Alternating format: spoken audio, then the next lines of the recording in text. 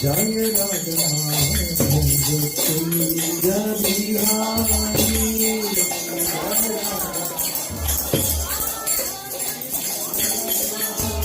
Everyone, गोपी जन वल्लभा गिरिवरधारी, गोपी जन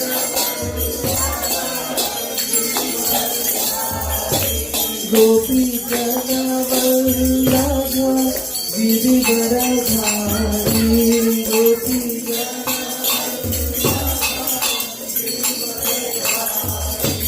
गोपी जन वल्लभा गिरिवरधारी।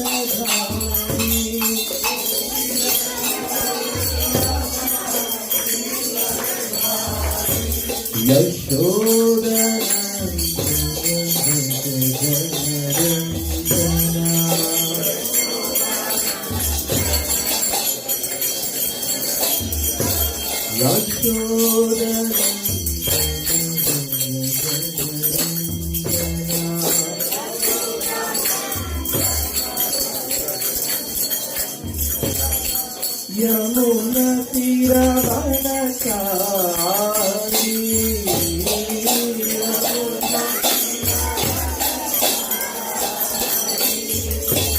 यमुना तीरवनचारी।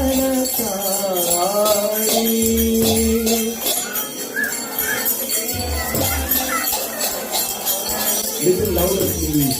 यमुना तीरवनचारी,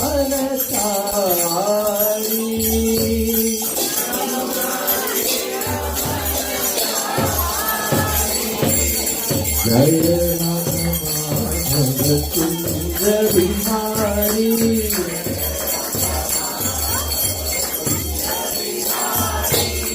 जय राधा कुंज बिहारी।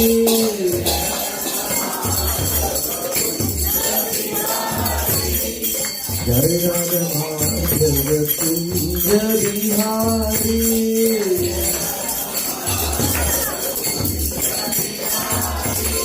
गोपी जन वल्लभा गिरिवरधारी,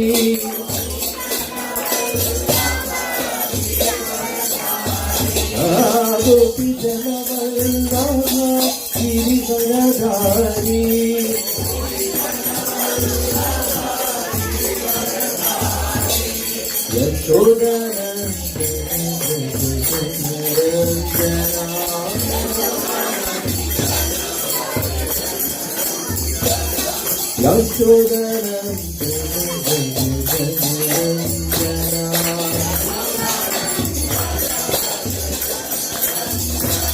यमुना तीरवनचारी,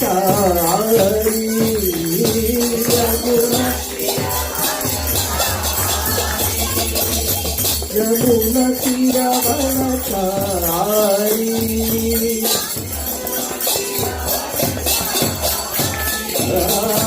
यमुना तीरवनचारी।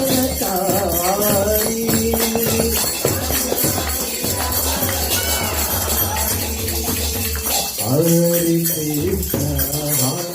कृष्ण कृष्ण कृष्ण हरे हरे, हरे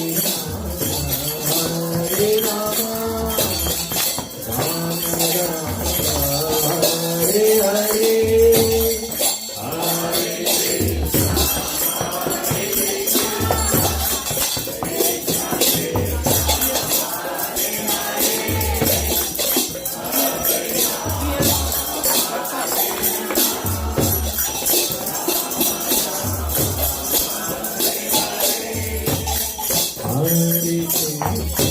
Hare Krishna, Krishna Krishna, Hare Hare, Hare Rama, Rama Rama, Hare Hare.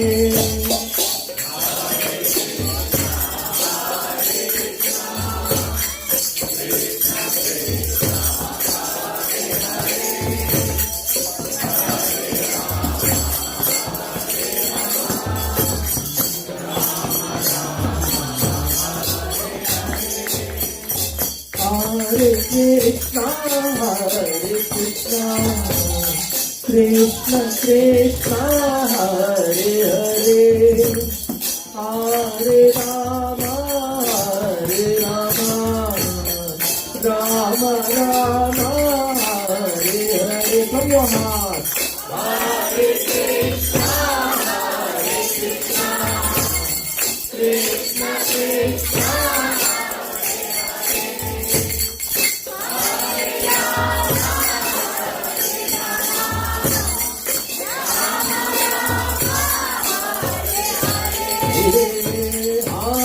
Krishna Hare Krishna Krishna Krishna Hare Hare Hare Rama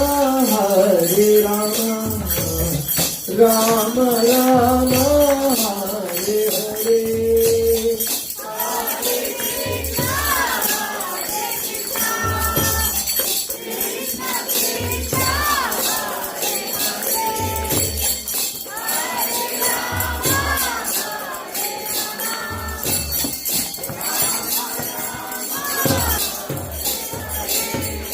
Hare Krishna Krishna Krishna Hare Hare Hare Ram Ram Ram Hare Hare.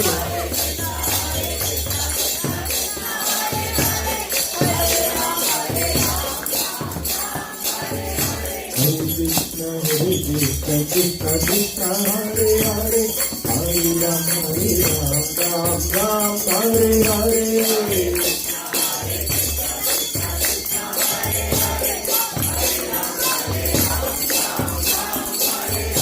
Hare Krishna Krishna Krishna Hare Hare Hare Ram Ram Hare Hare.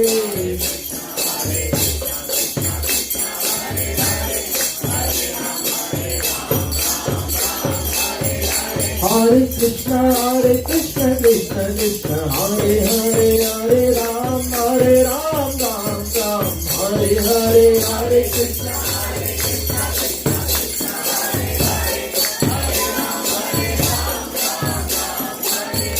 Hare Krishna Krishna Krishna Hare Hare Hare Ram Ram Hare Hare.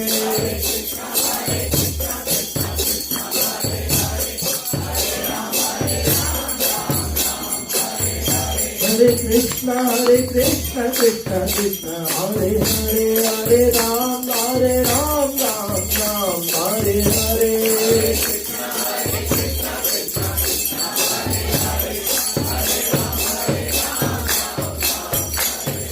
Hare Krishna Krishna Krishna Hare Hare Hare Rama Hare Rama Hare Hare.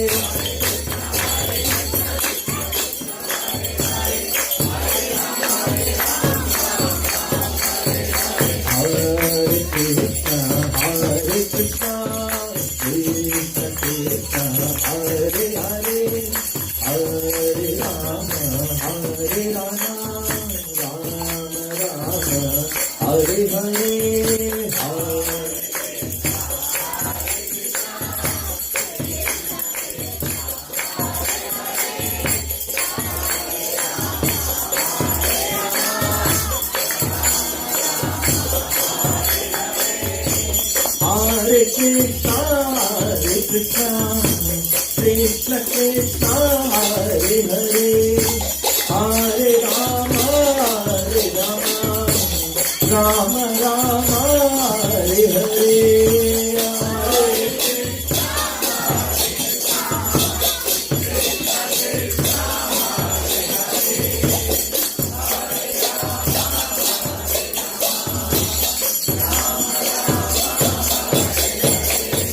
Hare Krishna Krishna Krishna Hare Hare Hare Ram Ram Hare Hare. Hare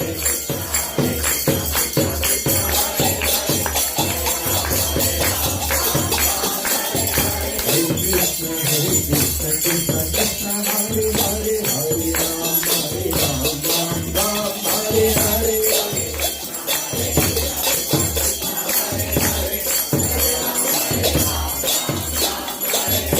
Hare Krishna Krishna Krishna Krishna Hare Hare Hare Ram Ram Ram Hare Hare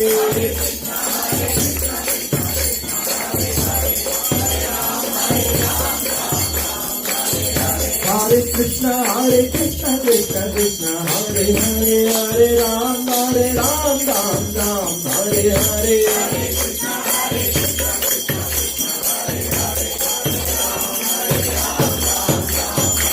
Jaya Radha Madhava Shri Radhe Jaya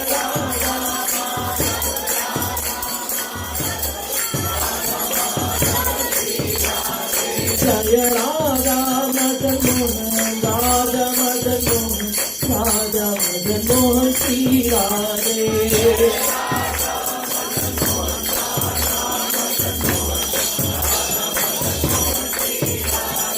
Jaya Jagannath Jaya Jagannath Jaya Baladev Jaya Subhadra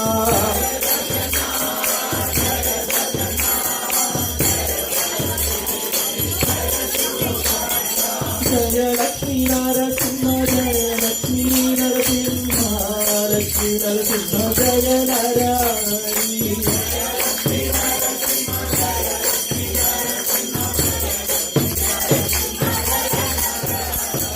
Nitai Gaura Hari Bo Hari Bo Hari Bo Nitai Gaura Hari Bo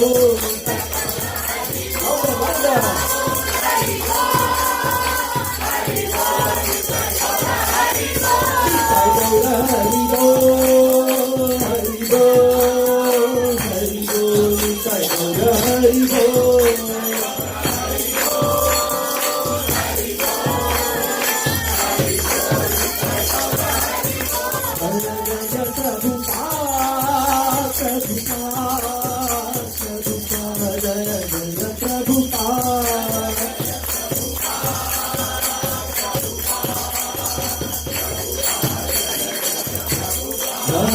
Jaya Gurudev Gurudev Jaya Gurudev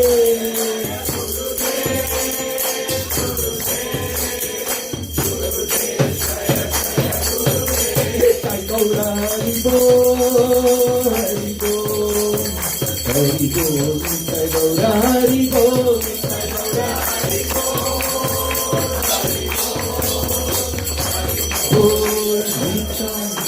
Gaura Hari Bo Hari take a deep breath Bo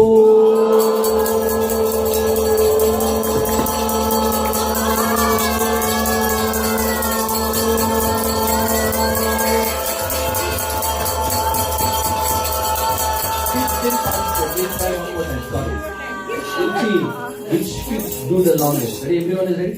Nitai Gaura Hari Bo Hari Bo Hari Bo Gaura Hari. Take a deep breath. Bo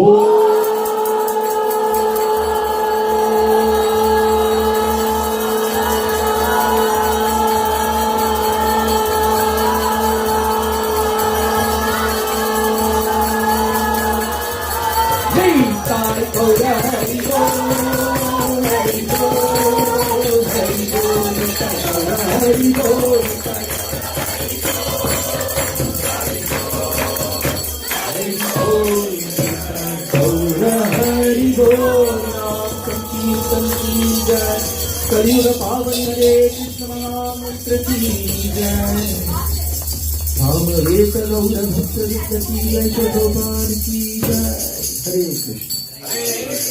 Since today is also Independence Day of India and we are all born in India, of course we are all souls, but at the same time we are very grateful to Mother Earth for allowing us to take birth in a Punya Bhumi.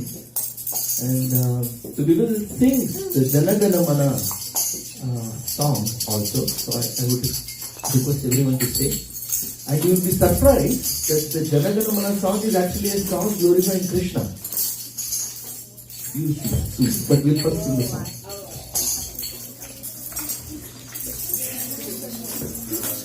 So, we will all stand up.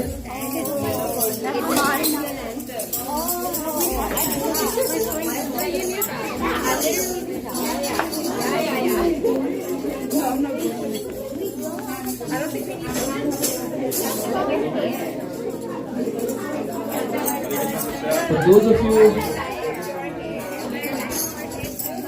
I'm sure there will be lyrics that will be displayed at the bottom. I'll probably skip the instrumental part. Sorry.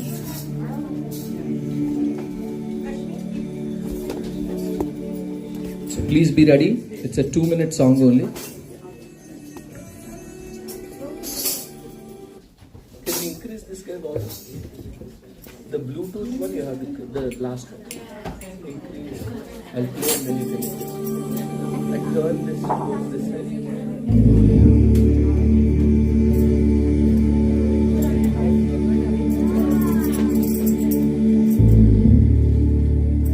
Now you put your hands like this.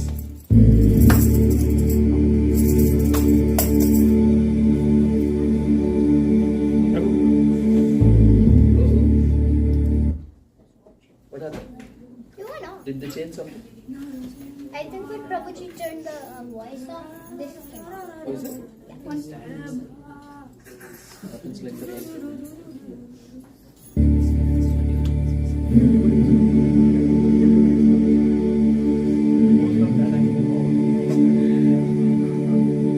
We'll sing along.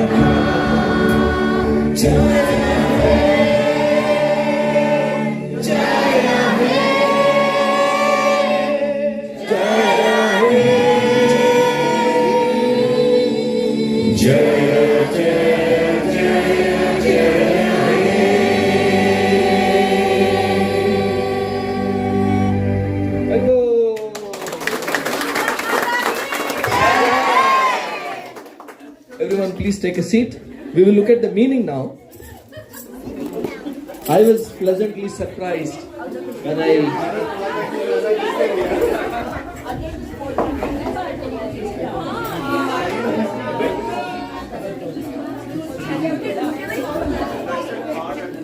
So this is actually, do you know who composed this song?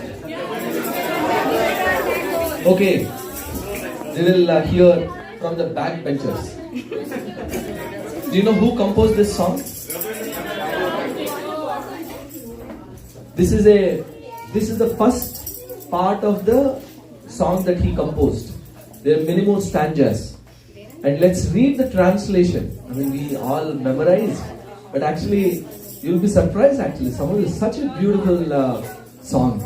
Especially, Tava Shubha Name Jage, Tava Shubha Ashish Mange. So this one actually means Tava, your, actually which you will see later, is referring to Krishna actually. saying Krishna, Shubha, morning, Name, Jage. As soon as we wake up, we chant your names. And Tava, Shubha, Ashish, Mage. So we are seeking your blessings, basically. And then, of course, you will go through the whole bhajan. Let's read the translation. If we have someone with a mic.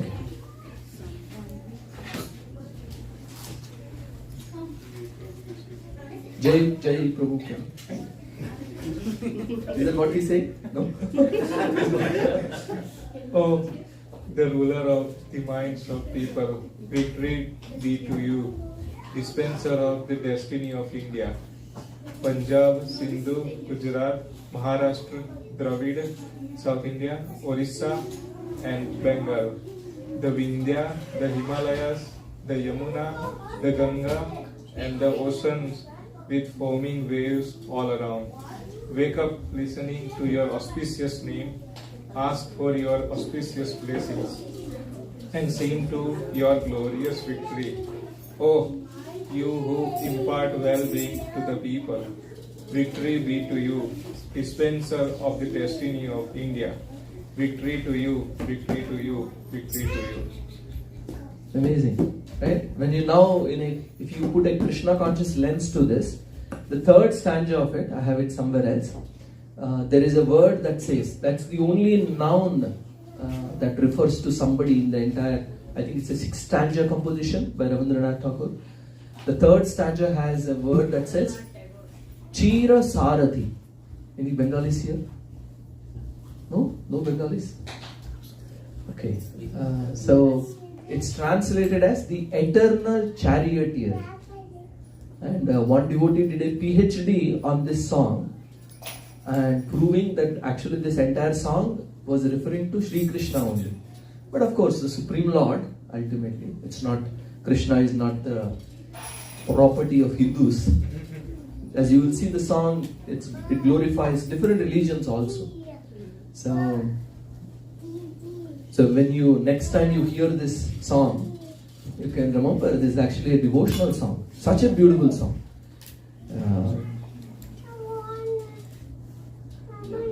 Okay, so I think we will now get to our class. Youth, if you like, you can be there for this part. The kids can go.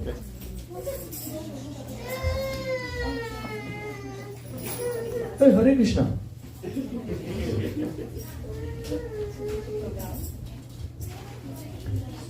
They have nice snacks inside.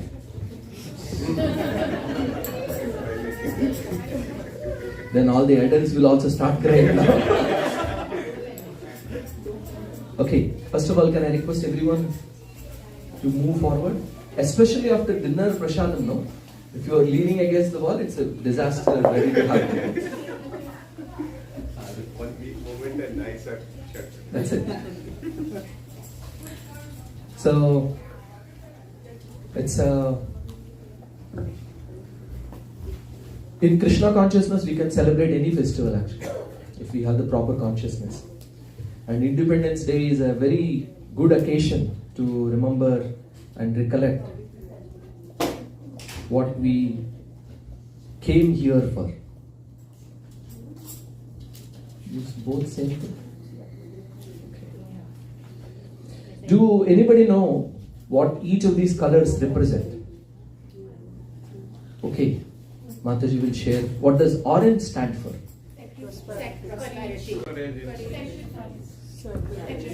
Sacrifice, courage, bravery. Oh, okay. Sacrifice, yes. Primarily it represents saffron, which is why all sadhus, sannyasis usually wear saffron colored dress. It indicates renunciation. What does white represent? Peace. That we all know. Because we are after it, no?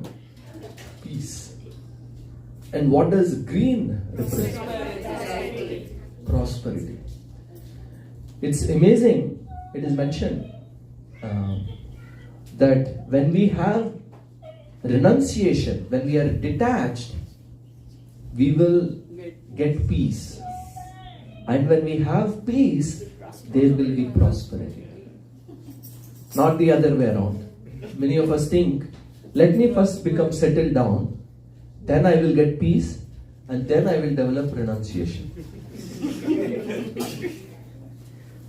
Otherwise, our flag would be some other flag. Of course, the blue chakra is the Ashoka chakra, the 24 spokes representing the 24 hours in a day, reminding us of why we came here for.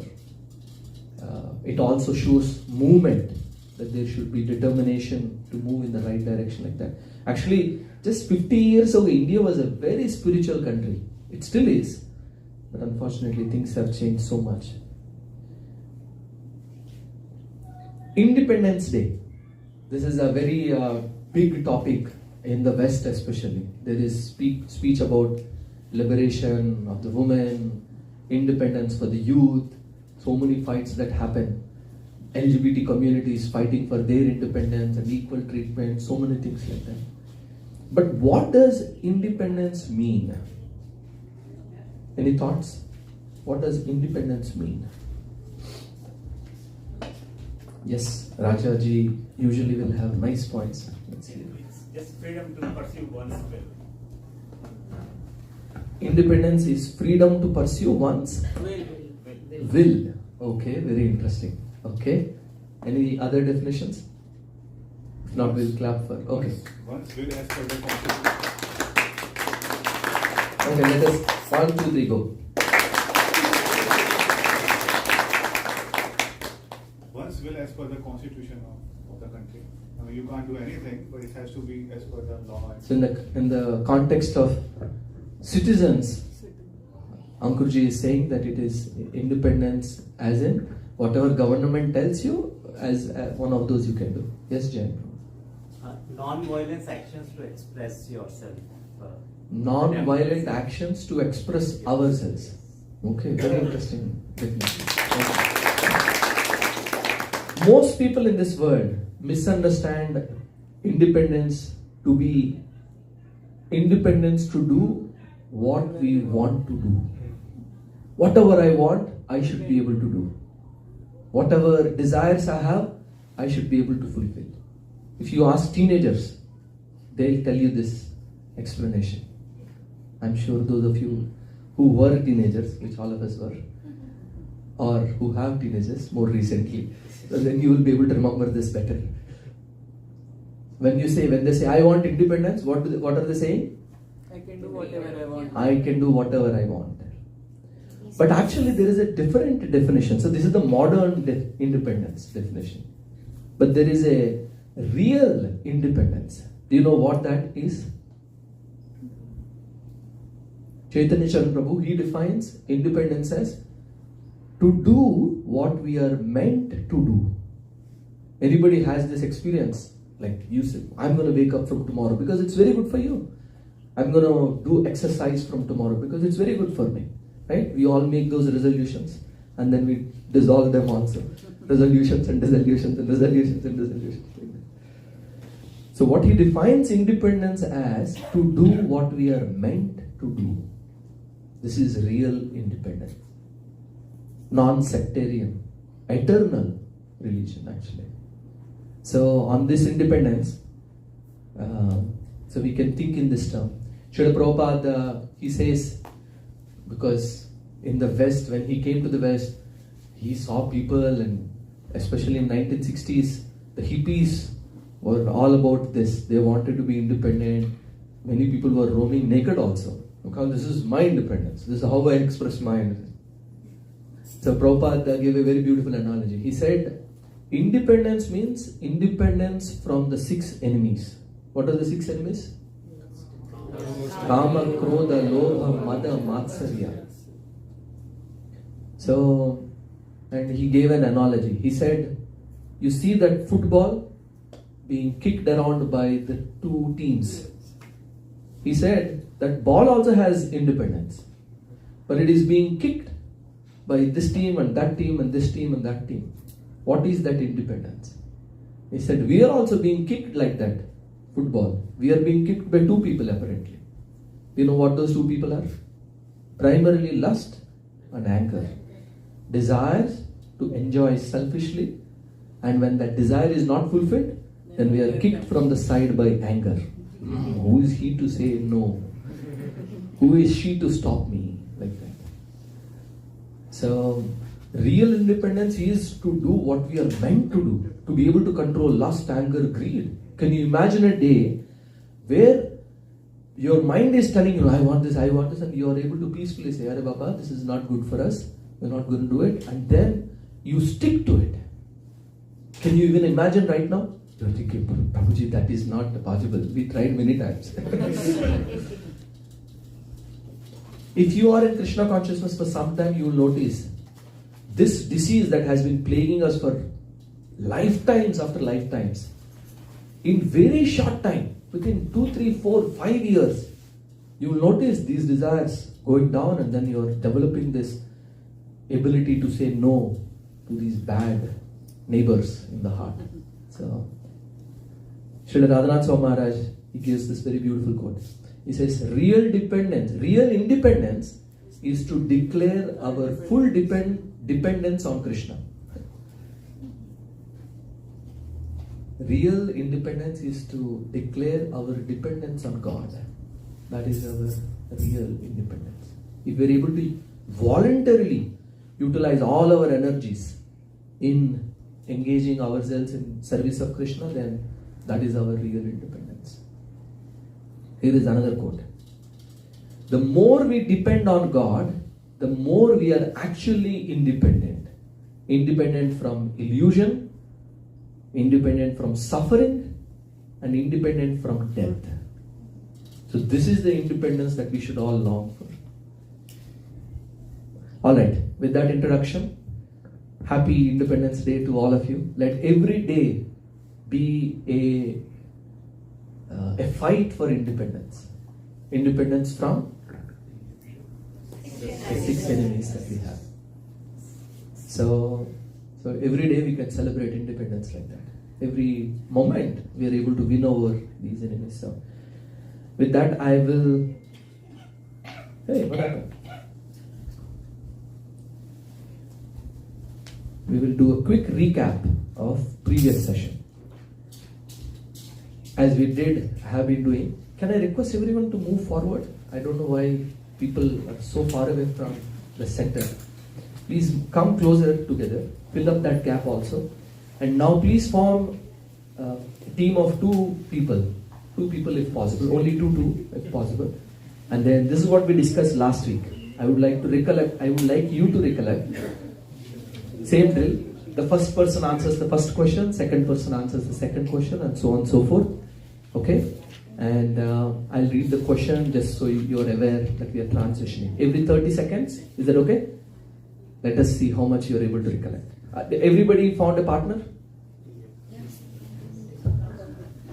Okay. Yeah, especially if you miss the class, it's even more beneficial to join a group. So then it's like 1 hour discussion in 4 minutes already. Raja Prabhu, you have some company there? Okay. Alright, ready? 1, 2, 3, go start. Why we think human birth is not real? Why do we think human birth is not real?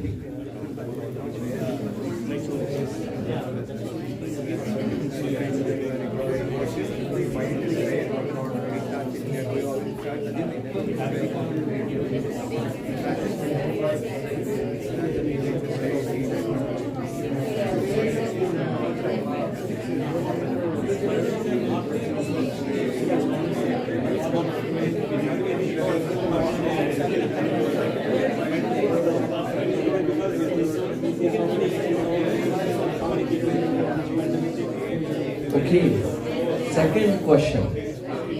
So we discussed about the first one was which is rarer in the universe, wood or diamond. And then we were discussing how because of the familiarity bias, we see so many human beings, we think human birth is very common. Please discuss the second one, rarity of humans among species. Go ahead.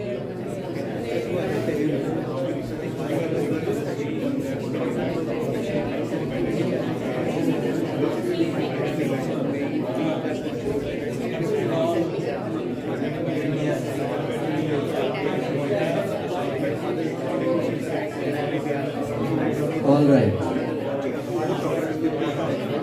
Humans are 0.4 million out of 8.4. So we would have to take 8 million births before we get human birth. And if we misuse it, 8 more million births to again get a human birth. Not good. Alright, why human birth is special?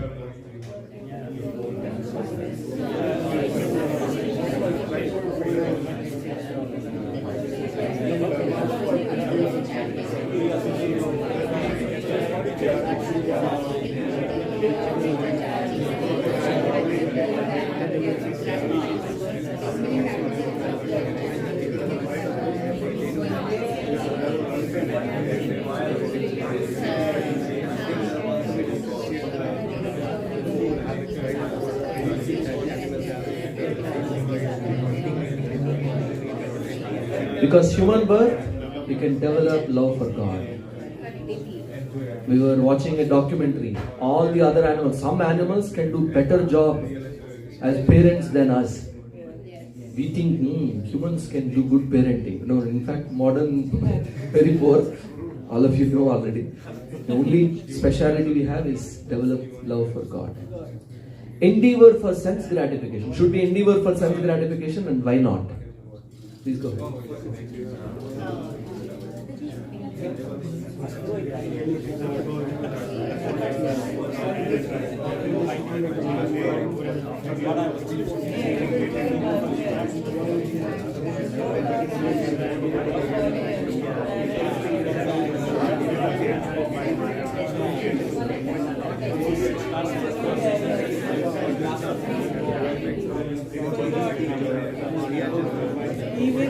Some intelligent people who are not able to recollect, they are nicely referring to the notes that we shared. Endeavor for sense gratification, because even in animal species we get sense gratification. Sometimes even better than what we could enjoy in human birth. So no, we should not endeavor much. We should just do as minimal as needed for maintaining the body and the soul together. That should be the. But otherwise, we should do austerity as much as needed. Waking up in the morning, eating only as much as needed, except Saturdays. What happens if we only do sense gratification?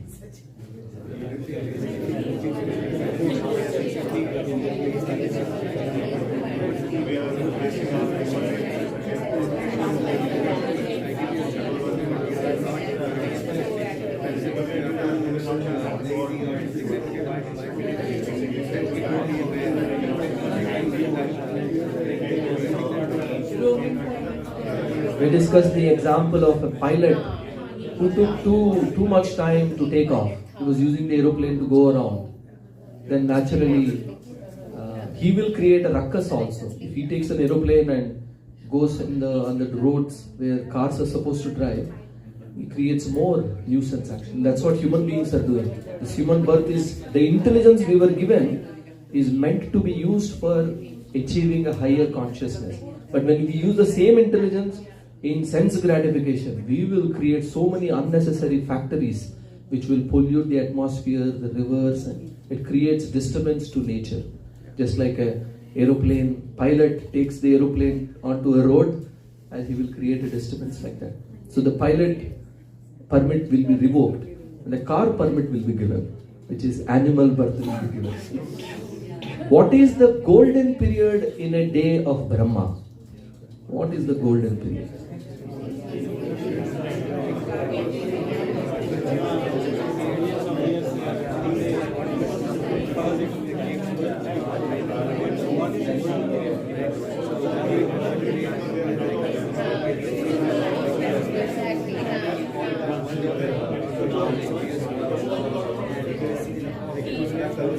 All right.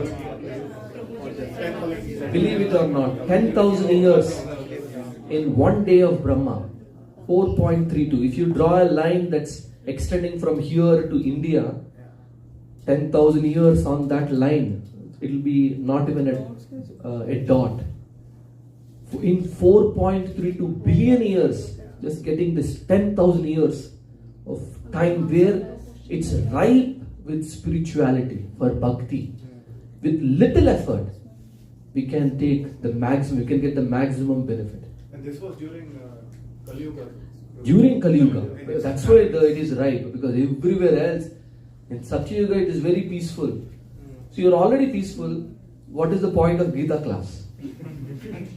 Imagine, like if you are already peaceful in your life, would you have looked for spiritual knowledge?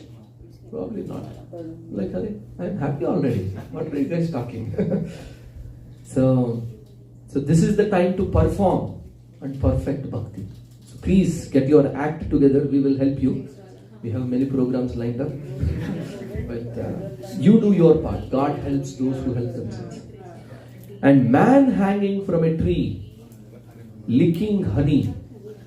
So before this, I just remembered one, which I forgot to cover last time. The rarity of the pure devotees, the parampara that we all come in, is actually not an ordinary parampara. It's mixed with so much compassion. I was hearing one pastime. Our acharyas exemplify this compassion to such an extent. So once Srila Prabhupada was giving a class in New York, very early days of ISKCON. One drug addict hippie, he came to the class. He took whatever drug they used to take that, and he was roaming like this in the class. LSD, okay, thank you. Some name will be beneficial. So he took some LSD and he used to like this.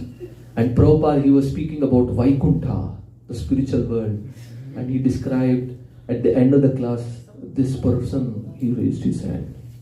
Prabhupada, he asked, yes?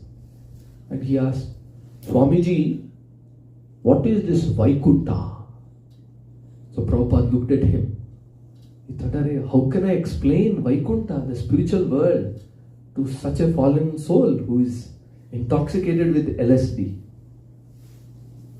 Prabhupada said, Vaikuntha is like an ocean of LSD.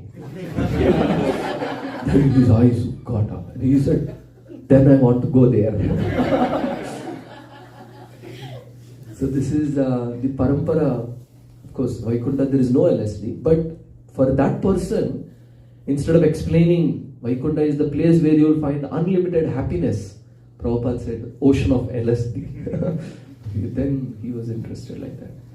So it's actually very rare. Once you start reading Shastra, till then you think spirituality means I just have to decide, and then I join some spiritual book or read something or join somewhere, go to classes, and then that's it, you think. You'll be amazed, actually 1/4 of the total creation is this material world, in which our material universe is a very small ball, of which 14 planetary systems are there, of which Bhumandala is the middle planetary system, and planet Earth is a speck in that whole thing. Within this, so much variety is there. And we are thinking spirituality means just one thing. I have to decide to become spiritual and everything will manifest. Once you start reading these books, you will be amazed actually what type of mercy we are floating in. Because there's so many. Sri Chaitanya Charitamrita compares this to an ocean of philosophies in spirituality. And many of them are crocodiles. They look like harmless. Nice water. Let me jump and swim. After some time, crocodiles will come and bite you. Too late. So, in many ways, getting connected to an authorized sampradaya, we did not endeavor. Did you, any of you research? What are the authorized sampradayas for spiritual knowledge? Before we, no, we didn't. Just somebody came and then we joined. So, it's our good fortune. So, please take advantage of this golden period. On to the next question. Man hanging from a tree, licking honey. What does the elephant represent? Rats, honey, honeybees, snakes and lot. Please go ahead. Discuss with your partner.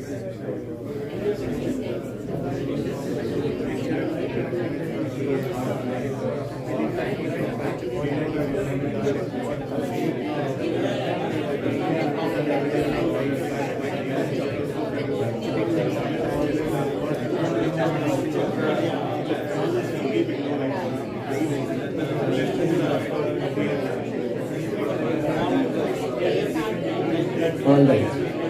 I'm sure all of you got this. Elephant represents death. White and black rats, day and night. Honey drops is the enjoyment we experience once in a while.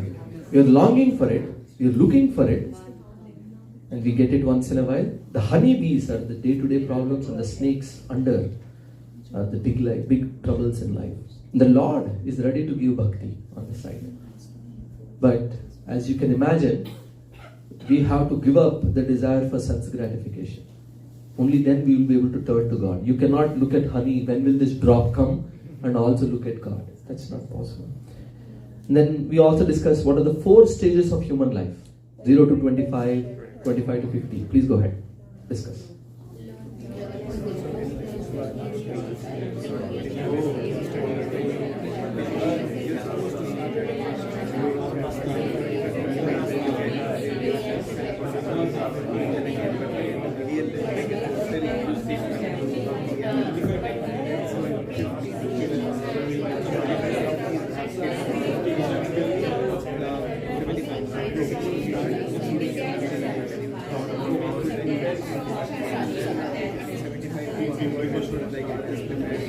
Alright. I'm hearing detach, like that. So, yes. Learn and grow. Second one, which probably most of us fall into, 25 to 50. Engage in devotional service and earn bhakti sukriti. Because this is really the age we can do a good job of doing anything. 0 to 25 would have been nice if we got introduced when we were young. Satya in that sense, and maybe Jay Prabhu. Some of us who got introduced when we were younger are certainly very fortunate, but it's never too late. We forgot to do Mangalachan prayers, so please, we'll do a short version. Let's see how much of Mangalachan prayers we remember. We'll do it together, if that's okay. Please join your palms. Om Ajnana Jnananjana Chakshurunmilitam Yena Tasmai Shri Gurave Namaha Shri Chaitanya Manobhishtam Stapitam Yena Bhutale Swayam Rupa Katamahyam Dadati Swapadantikam Vande. We'll do shorter song. Namo Vishnu Padaya Krishna Prestaya Bhutale Srimade Bhakti Vedanta Swami Niti Namine Namaste Saraswate Deve Gauravani Pracharine Nirvishesha Shunyavadi Paschatya Deshatarine Jai Shri Krishna Chaitanya Prabhu Nityananda Shri Advaita Gadadhara Shri Vasadi Gaura Bhakta Vrinda Hare Krishna Krishna Krishna Hare Hare Hare Rama Rama Rama Hare Hare Mukam Karoti Vachalam Pangum Langayate Kirunyat Kripatamaham Vande Shri Guru Dinataram Paramananda Mataram Shri Chaitanya Vishwaram. This song that the verse that I just recited, it indicates without the mercy of Guru, we cannot do anything. If we have the mercy of a Guru, a blind man can cross over a mountain. Like that. And as soon as I was reciting that, I remembered this. Any guesses what is this? Are you sure? Ready? 1, 2, 3. What is this? This is actually Braille version of Bhagavad Gita. So this is Bhagavad Gita as it is for the blind. I hope we don't wait to make use of this book. I hope we will actually take advantage of the time we have and use the simple version of Bhagavad Gita where we can read. While we have these eyes, let us make use of the smaller Bhagavad Gita. And it's compassion personified this is. But there will come a time, I guarantee you, where our eyes will not work. And one of the regrets that we should not have is, I wish I read while I had my eyes. So please, again, get your act together so we can read Bhagavad Gita every day in the morning. Hare Krishna. Hare Krishna. So, I wanted to discuss few things. Today we will, from all the questions, I picked up one question, but I also picked up one topic which I felt was very important. Mukundat Prabhu very briefly touched upon this. Qualities of Guru. Usually we are looking at others. Does he have the sufficient qualifications? Can I hear from them? Similarly, there are qualifications for disciples also. In fact, the word disciple, any guesses what it means? Discipline. Discipline. Any other definitions? Discipline follower. Disciplined follower, okay. The one who receives. One who receives? One who receives, okay. Yes, all of these are right. One who follows. One who follows, okay. One who So, follows the direction. one who follows the direction. One of the simpler definitions I heard is one who is willing to be disciplined is a disciple. You don't, just as a patient doesn't go to the doctor. Doctor, this is my disease. I would like you to write this medicine for me. Prescribe this medicine for me. Because that's what I like. M&M's 20 in the morning.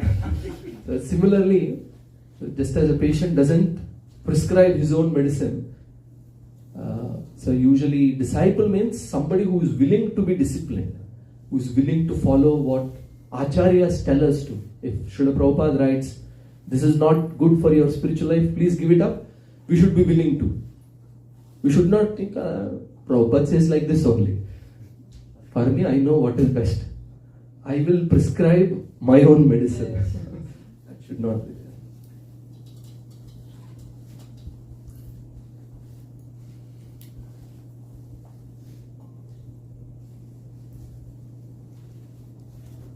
Okay, here is a beautiful verse from the Bhagavad Gita. Please kindly repeat.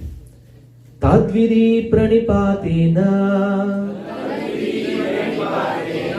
pariprashnena sevaya upadikshanti te jnanam jnaninas tattvadarshinah. Can someone please read the translation?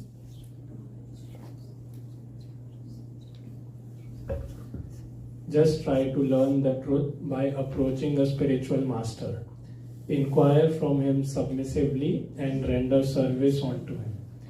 The self-realized souls can impart knowledge unto you because they have seen the truth. That's it.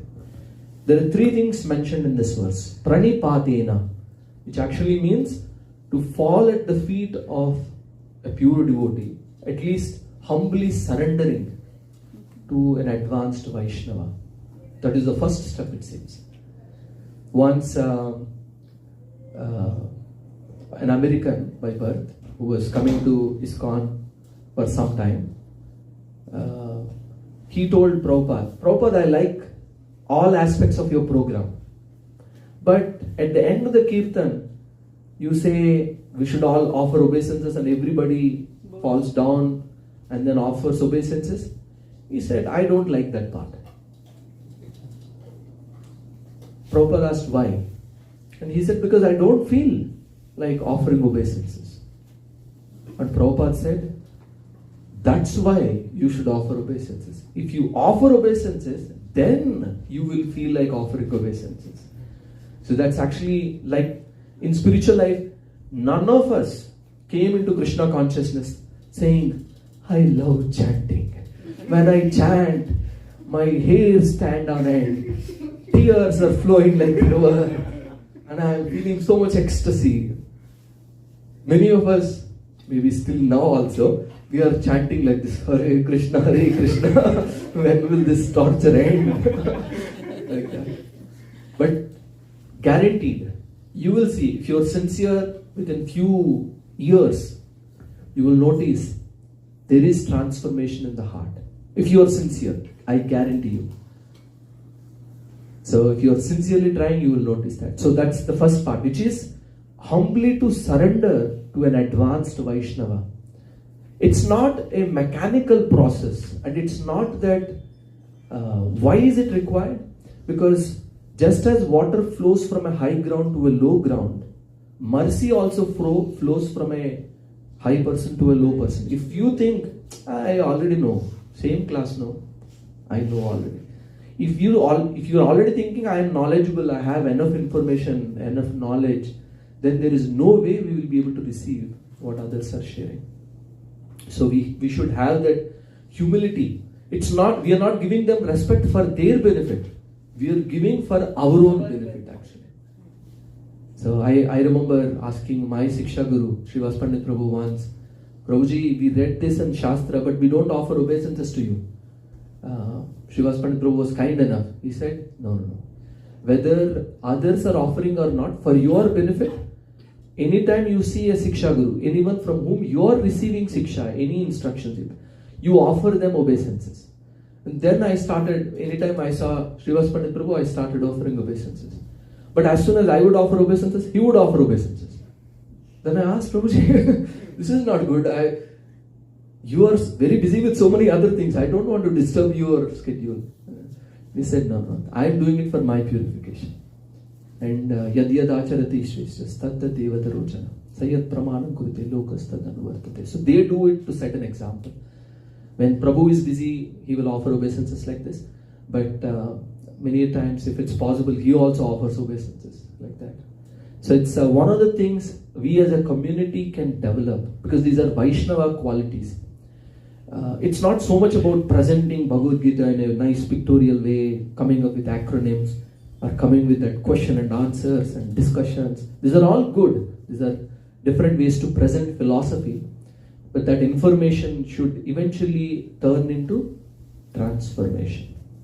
So please meditate on how any senior devotee we see, anyone who inspires us, we should offer obeisances. And of course, there is much more to be said. The second one is pariprashnena, which is to ask questions. Not any questions. Absurd inquiries are not recommended. Prabhu, what do you think? NVIDIA stock will go up or what?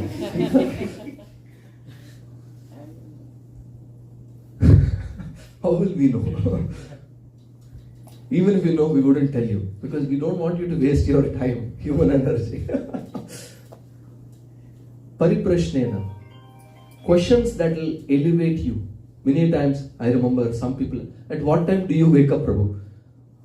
Good, if you are interested in understanding spiritual life, you should be. But how will it help you? You should always remember at the back of your mind. Any questions that are bothering you, any question that will help you, propel you in your spiritual journey, you should be able to ask. And this is the other important part. Sevaya, which is service. We should render service. Why these three are mentioned? Why not just only have one or two of them? For example, submission without inquiry. Hare Krishna, Hare Krishna. But we never question, we probably don't hear attentively. Then it becomes sentimental. It becomes blind following. And eventually, because you have no philosophy, eventually we'll be cheated. What is the problem with only inquiry without submission? Only we are asking, how about this? Why not this way? Why did Krishna do like this? Why did Rama do like this? Somewhat challenging way. Not in an intention to understand. I am suffering because of this doubt. I am not able to practice devotional service nicely. So, but if we inquire without submission, then naturally we will become proud and arrogant. Good answer. Gemini gave a better answer. No, Gemini, I'm sure, can do data processing very good and it can possibly give a very well-rounded answer. But Gemini cannot represent an example. The charity of example it cannot set. Gemini will say, you should be humble than a blade of grass. And you will memorize it also. Trinadapi Sunichana. Humbler than a blade of grass. But you yourself will never be able to become one because you don't know what it means.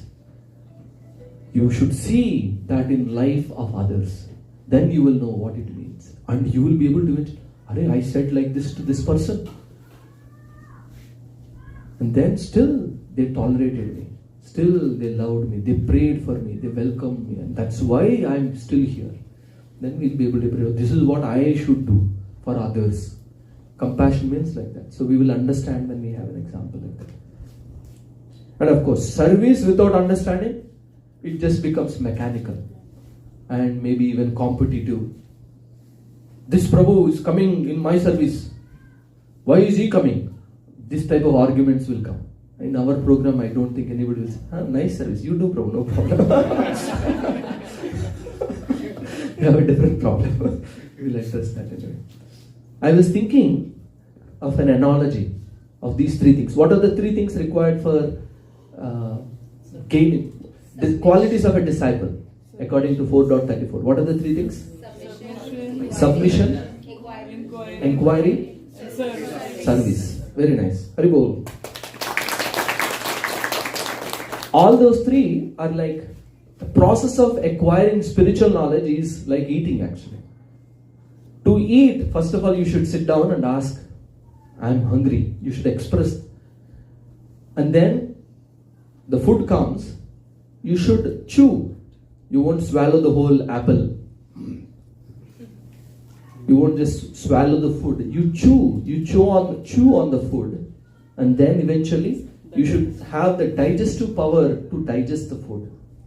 Otherwise, the food may go in, may come out as it is, or it may create diseases. Indigestion, I'm sure all of you would know. If you have indigestion, you will get headache. There are long-term problems also. You will not get proper nutrition if the body is not able to break down certain vitamins, nutritions, then the body will not get sufficient energy, all that. So similarly, spiritual knowledge also like that. So first, we should humbly surrender. And chewing is like inquiring. Who will inquire? To ask a question also you should understand little bit. If we haven't even broken down what we are saying and how it connects to our life, we don't even get questions. Sometimes people say, Prabhuji, I think I understand everything so nicely, I don't get any questions. I'm hoping and praying that is the case, but in many cases that is not the case. Many times we are too inattentive, too distracted, not so interested. Most of it goes over the head. Excellent class, amazing class. Please tell me 2-3 points that you learned from. Yeah, that kirtan was very nice. That joke Prabhu told, no, that was also very nice. But I forgot the context in which why he told that joke. That's okay. Like that. So inquiring means actually chewing on what we are hearing. The words will reverberate after going home. Independence, real independence means to declare our dependence on God. And then you are chewing on it. What exactly does this mean? And then you will understand. What does it mean to declare our dependence on God? Oh, okay. Does that mean I pray to God? Krishna, yeah. Actually, without you giving me the power to speak, how can I speak? Without you giving me digestive power, how will I be able to digest? How can I walk? So we will be able to meditate on all of this. And finally, digestion for nourishment is like compared to selfless service. Those who do not have sufficient digestive power, they may eat, but they will vomit out. It will come out as it is. So you may be able to give nice examples and analogies, because this chewing is like intellectualization. Intellectually you are able to understand, but you are not able to yet put it into practice. It hasn't become, knowledge hasn't become wisdom. Jnana hasn't become Vijnana yet. For that to happen, you have to digest it. And in this particular analogy, service is like the digestive power. It gives us the required facility to digest that knowledge. Once Srila Prabhupada's spiritual master Bhaktisiddhanta Saraswati Thakur was at a temple, and one very wealthy person, he came and he said, Swamiji, I have some questions. Bhaktisiddhanta Saraswati Thakur, of course, advanced Vaishnavas, they have this ability to see through. So he could sense that this person has some pride because of Janma Ishwarya Shruta Shripher Edamano Madah Puman. There are 4 things that will give pride. So he could sense. So he said, I will come to you. I have a meeting. I will come to you. And then Bhaktisiddhanta Saraswati Thakur went. And after a couple of minutes, one brahmachari came out from the kitchen. And he said, he looked at this person. That brahmachari is spaced out brahmachari, didn't really care who he was. He said, hello, Hare Krishna, we need some help in the kitchen, can you help? This rich person was looking around, talking to me. Yeah, you only, come. He said, okay. And then he went into the kitchen and he said, can you wash all these dishes? And this person was thinking, okay, alright, anyway, he asked me to wait for 15 minutes, so he said, okay, let me wash dishes. And he was washing dishes, and after half an hour, Bhaktisiddhanta Saraswati Thakur was going, and then he saw this person washing the dishes. And he asked, pleased by his service, Bhaktisiddhanta Saraswati asked him, so you were saying that you had some questions. And the rich man, he said, no, I got those answers already, he said. So, because Krishna will be pleased from within the heart. You may read thousands of books. You may hear different presentations of philosophy. But unless Krishna gives you the intelligence, he clicks everything together and that aha moment comes, you will not understand to be able to practice it. Krishna has to be pleased in the heart. Every other endeavor you do is effectively to please Krishna. Once he is pleased, what is that verse? Dadami buddhi yogantam. 10. Who can recite this verse? We'll give you 10 points. Okay, Jai Prabhu. It is 10.10. So, tesam satatam yuktanam bhajatam priti purvakam kadami buddhi yogam tam yena mamu upayanti te. Haribo! Can you, is possible give us a translation of that verse? So, who is continuously do a service to me, I am giving the understanding by which he can come to me. Tesham satata yuktanam bhajatam priti purvakam. So somebody who is continuously engaged in worshipping Krishna continuously. Dadami dada means to give me, I give them. Dadami buddhi, intelligence. I give them the intelligence by which Dadami buddhi yogantam yena mam upayantite, by which they can come to me. So all these other processes that we are doing, chanting and all this stuff, is effectively to please Krishna. And how to please Krishna, our acharyas have told us. Pleasing Krishna is not possible. But by pleasing devotees, Krishna is pleased. Because devotees don't want to take any service from Krishna. When we do service to pure devotees, like Srila Prabhupada, Vaisheshik Prabhu, for example, then when acharyas are pleased, Krishna is bound to be pleased. He is forced to be pleased. Like that. So these are some examples. Sanatana Goswami, who comes in our Sampradaya, if you look at our altar, you will see, starting with Radharani Swami Maharaj, who is our spiritual master, Srila Prabhupada, Bhaktisiddhanta Saraswati Thakur, like that, it will go on. And then there are 6 people standing. Vivek Prabhu, can you please pick up the 6 Goswamis in the middle of both those? Yes. Now, Vivek Prabhu will model this, show it to everybody. So these are the 6 Goswamis of Vrindavan.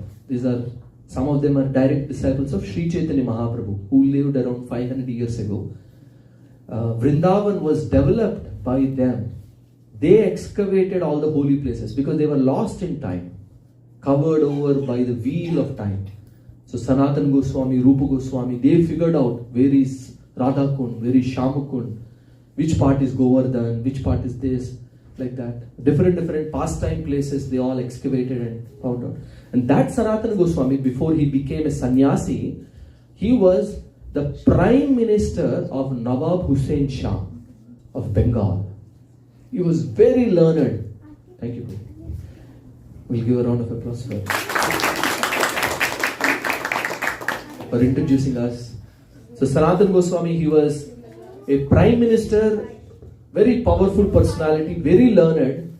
But when he approached Sri Chaitanya Mahaprabhu, he said, everybody calls me a learned scholar.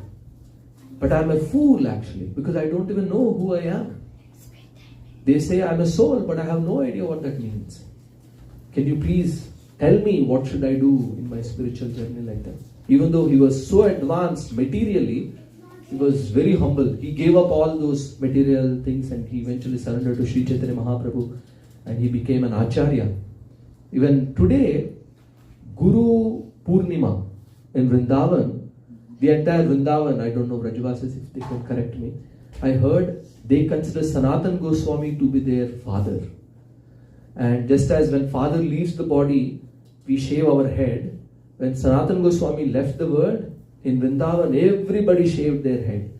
Until today, because Sanatan Goswami would do every day Govardhan Parikrama, on Guru Purnima day, the day of disappearance of Sanatan Goswami, lakhs of people come and do Govardhan Parikrama on that particular day. And one of the reasons I heard was connected to Sanatan Goswami. There may be other reasons also. But so that is humble surrender. And inquiry is Parikshit Maharaj. I'm sure you heard about Parikshit Maharaj. He's the grandson of Arjun. And he was the ruler or emperor of the entire world actually. But when he came to know that he had only 7 days left to live, we also only have 7 days. Monday, Tuesday, Wednesday, Thursday, Friday, Saturday, Sunday. When he knew that only 7 days were left to live, he gave up his kingdom and he assembled on the banks of Ganges and asked Sukadeva Goswami for instructions. And finally, selfless service. This is such a beautiful example actually. This is Narottam Das Thakur, who is a prince by birth. He was born in the royalty, a king. And but he was a pure devotee from birth. But he was longing for a spiritual master. And in his dream, it was revealed, Sri Chaitanya Mahaprabhu told him, you leave Bengal and you go to Vrindavan. And in Vrindavan, my pure devotee Lokanath Goswami, he is residing. You go to him and beg him to give you initiation. Give him his shelter. So Narottam Das Thakur went, he surrendered, he inquired. But still Lokanath Goswami, he decided that I don't want any disciple. He did not want any popularity, fame. And he said, moreover, you are a prince. I don't want to give you anything. I don't want to do anything with you. So for many days he pleaded. And then Lokanath Goswami, he said no. So then he decided, he thought, I probably am proud because of the high birth.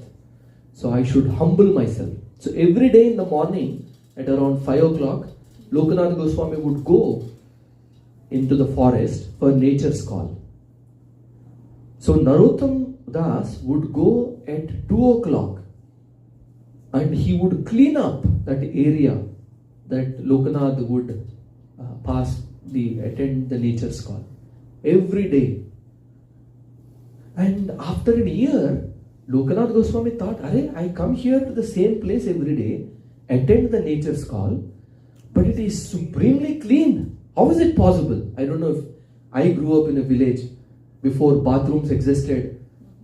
We would go on that. There is a dedicated street. I'm sure some of you may remember. Now, Lokanath was thinking, but this is supremely clean. How is this possible? So he came one day, 1:30 at night, and he hid behind the bushes to see what is happening.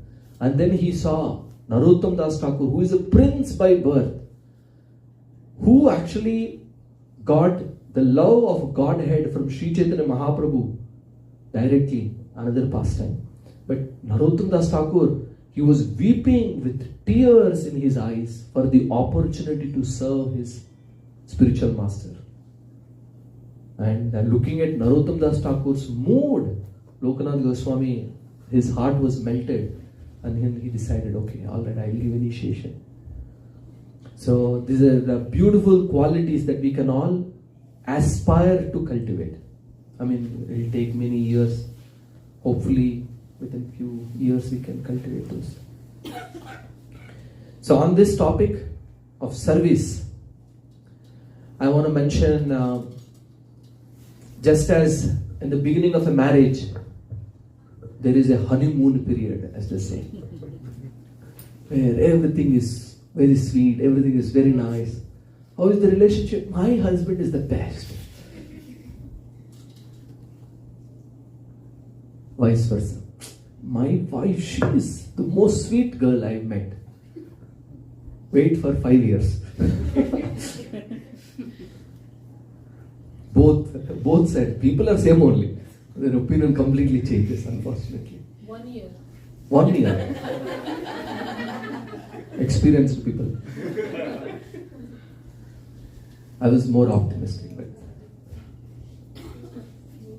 so even in spiritual circles, in the beginning, of course, they're like coming. Whoever is coming into Krishna consciousness, they're like children, very young, very tender. Their faith is very weak. So we want to protect it. We want to tolerate and give as much as possible.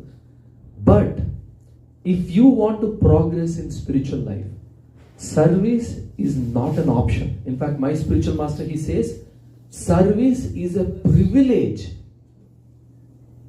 If you get an opportunity to serve, like somebody is giving more than $1 billion to you, an opportunity to serve is actually much better than anything else. So, as we embark on phase 2 of our Bhakti steps, which is happening on the 29th, I would like all of you to meditate on this. And as I was mentioning last week also, in the feedback form we asked, what can be improved and how can you help improve it? So you can meditate on this particular aspect. How can you serve? What can be your contribution? Of course, it's great help for us, but more than us, when you serve, you will get benefited. So please think about this. And I have a few quick lessons from geese. Has anybody seen geese flying in the sky? Only some of you? One has it. People are so lazy, they're like, geese are very common. Why to raise hand also? This is also service only. The reason I ask people to raise hands is so now I know at least who is sleeping, whom I should not disturb. If you are on the brink of sleeping, people raise hand like this, something is going on. Did you know that geese, if they fly in a particular formation, it's a V-shaped formation. Did you know that geese, if let's say one geese can fly 100 miles, but when they fly in a V formation, do you know how many miles it can fly? 177 miles it seems. Their efficiency goes up by 77% because of the drag coefficient. They're able to, the first few, they penetrate the, anyway, no science class. So this is the power of unity actually. So when there is alignment, so as soon as something falls out of this formation, it feels the weight of air friction. Others, this is very difficult to survive without the association. Let me go back. It's a little more work actually, a little more difficult now to get back into the formation.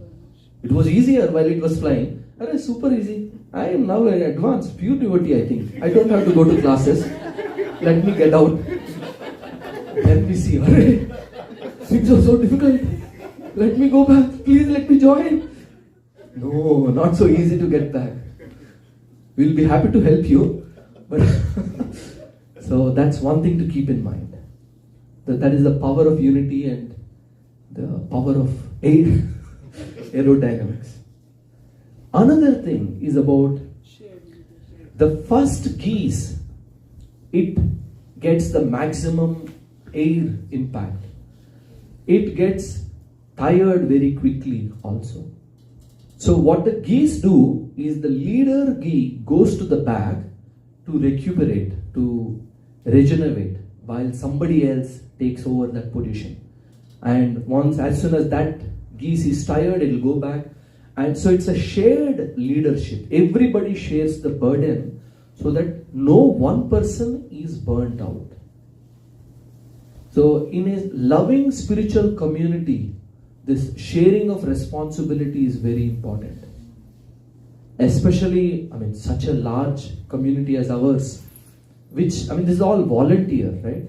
Nobody assigns any work and you feel inspired, you contribute. But this is another thing to remember. Just because, prasadam, somebody will cook, no problem. If we are thinking like this, yes, they will advance, but eventually they may burn out also. So we should help whenever life allows us, whenever Krishna gives us a moment to breathe, recuperate, get regenerated, and as soon as, don't become lazy. Think, okay, maybe I can take over the responsibility for some time. I can shoulder the burden like that. The third is, even though the leader bird is flying in the front, the birds in the back, they are constantly, what do they call? Pecking, backing, chirping? No, I think geese, it's some other word. Quacking. I think it's called quacking. American, everything is like that. Lion, roar, like that. So that is how I learned. Why did they keep roar? I used to think. So everything, whatever, quack, quack, quack. That's why they call it quacking. So they keep quacking from the back, encouraging. Yes, good job, please continue. We are looking up to you. You are the reason why we are all able to survive. So when you see in our community people taking responsibility for others, please encourage the heck out of them because they need it. Everybody needs encouragement.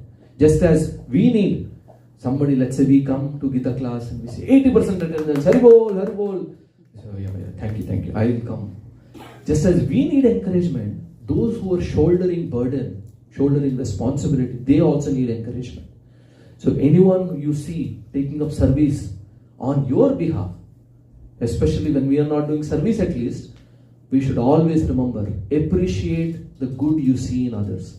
Because that will help you appreciate those good qualities also and encourage them as well.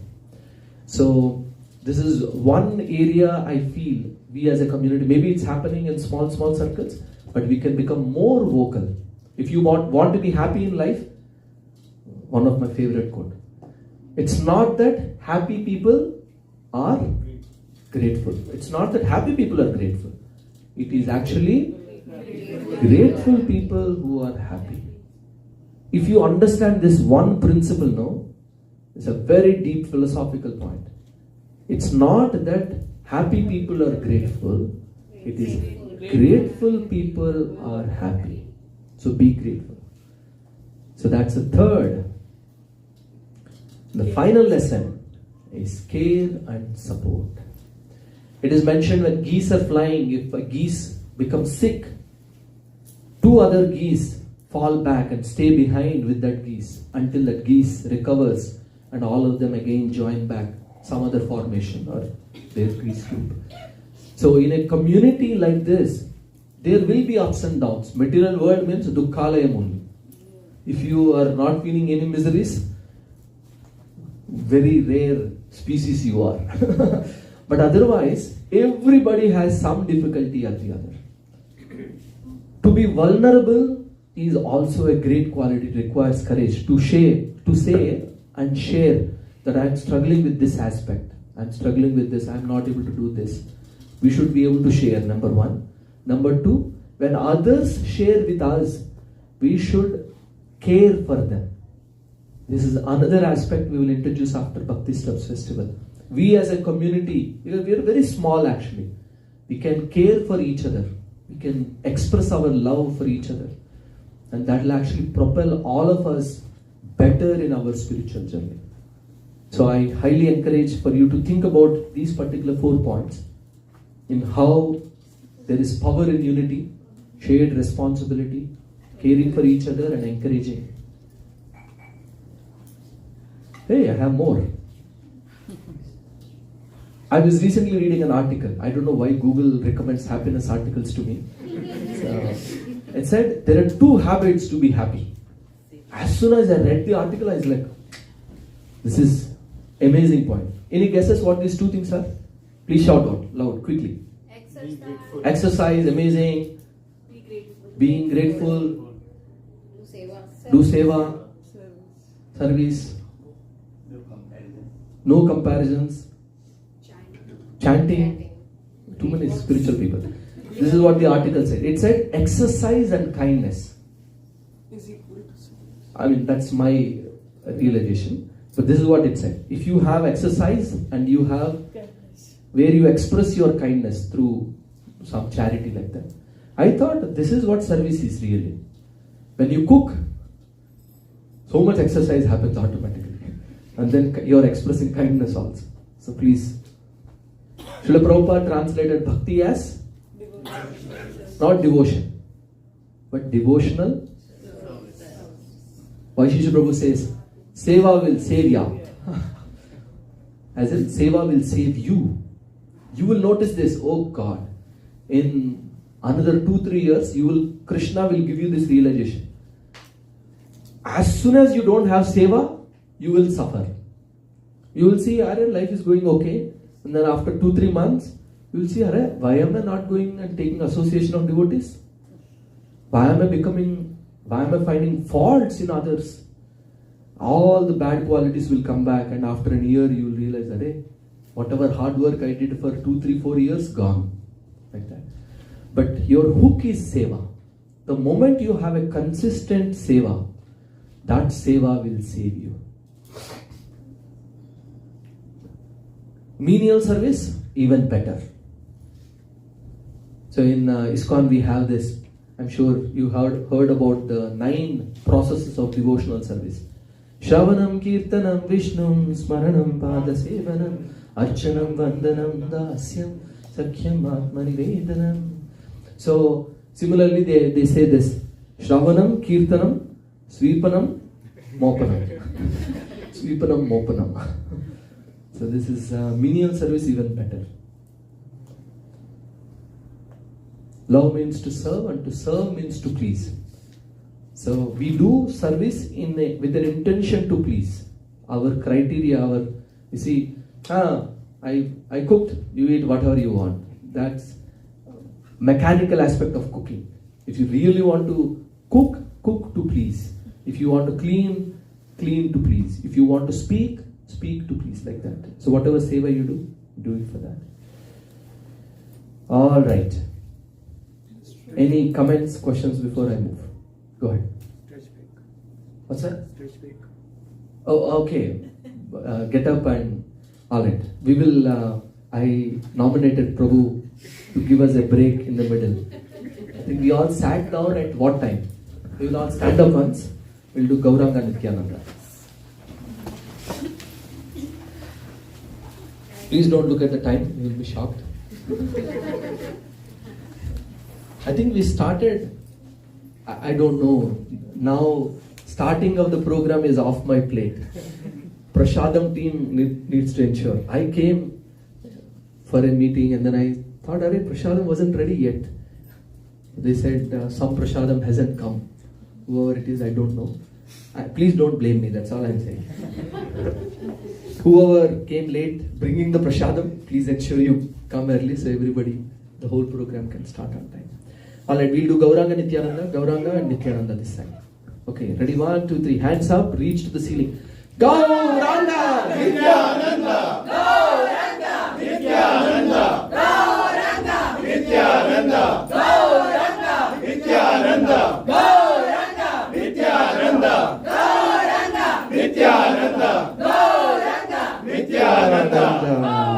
Very good. All right, please take a seat. I think we started at 7:30, right? 7. Everybody is giving time.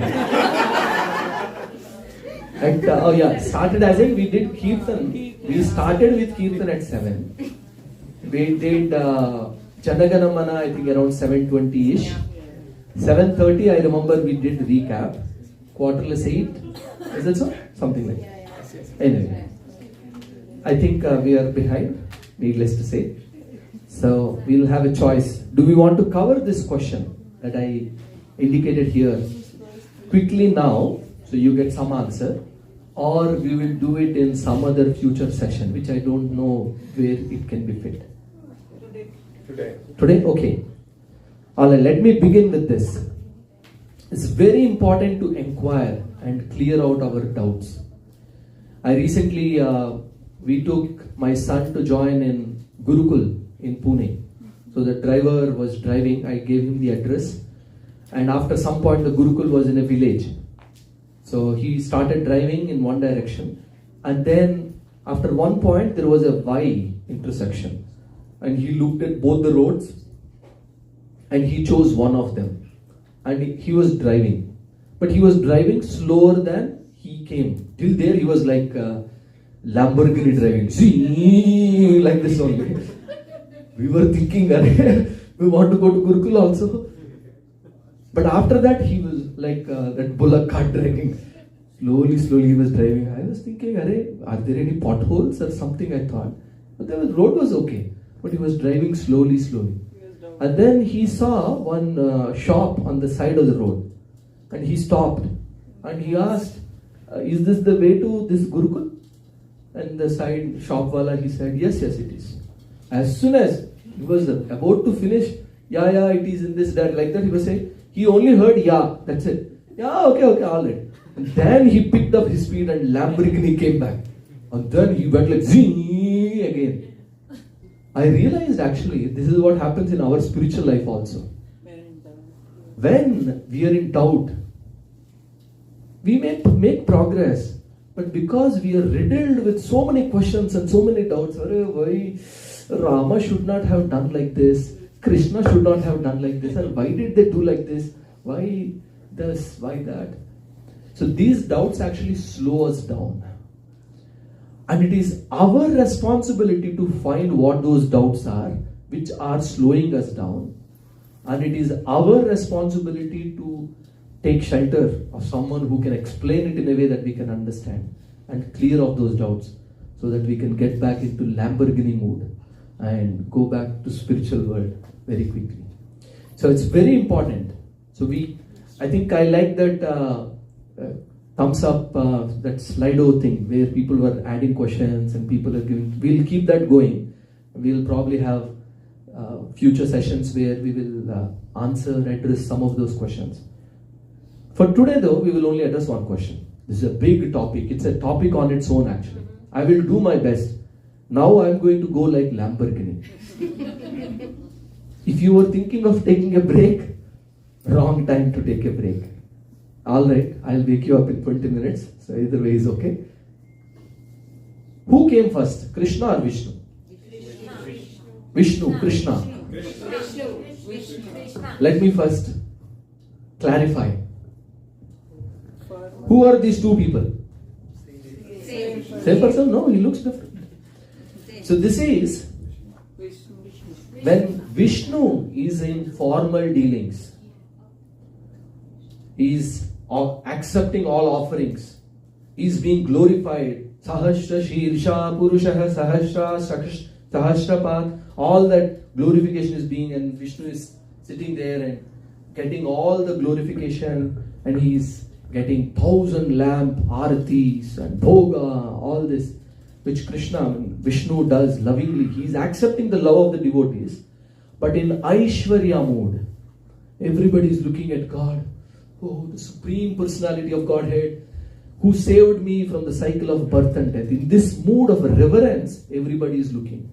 So this is like a formal setup. And this is like a person, same person. Dress is different. Dealings are also different. The son will come and he'll say, Papa, I want an elephant now.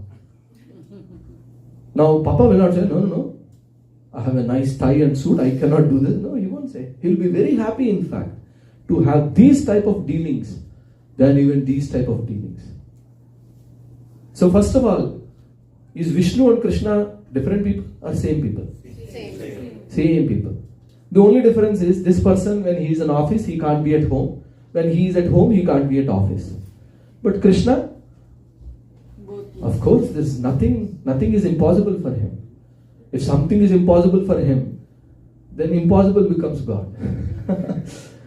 So, when Vishnu is in his formal dealings, he is in his office suit, that Krishna is called Vishnu. When Krishna is in his informal personal dealings, he is Krishna.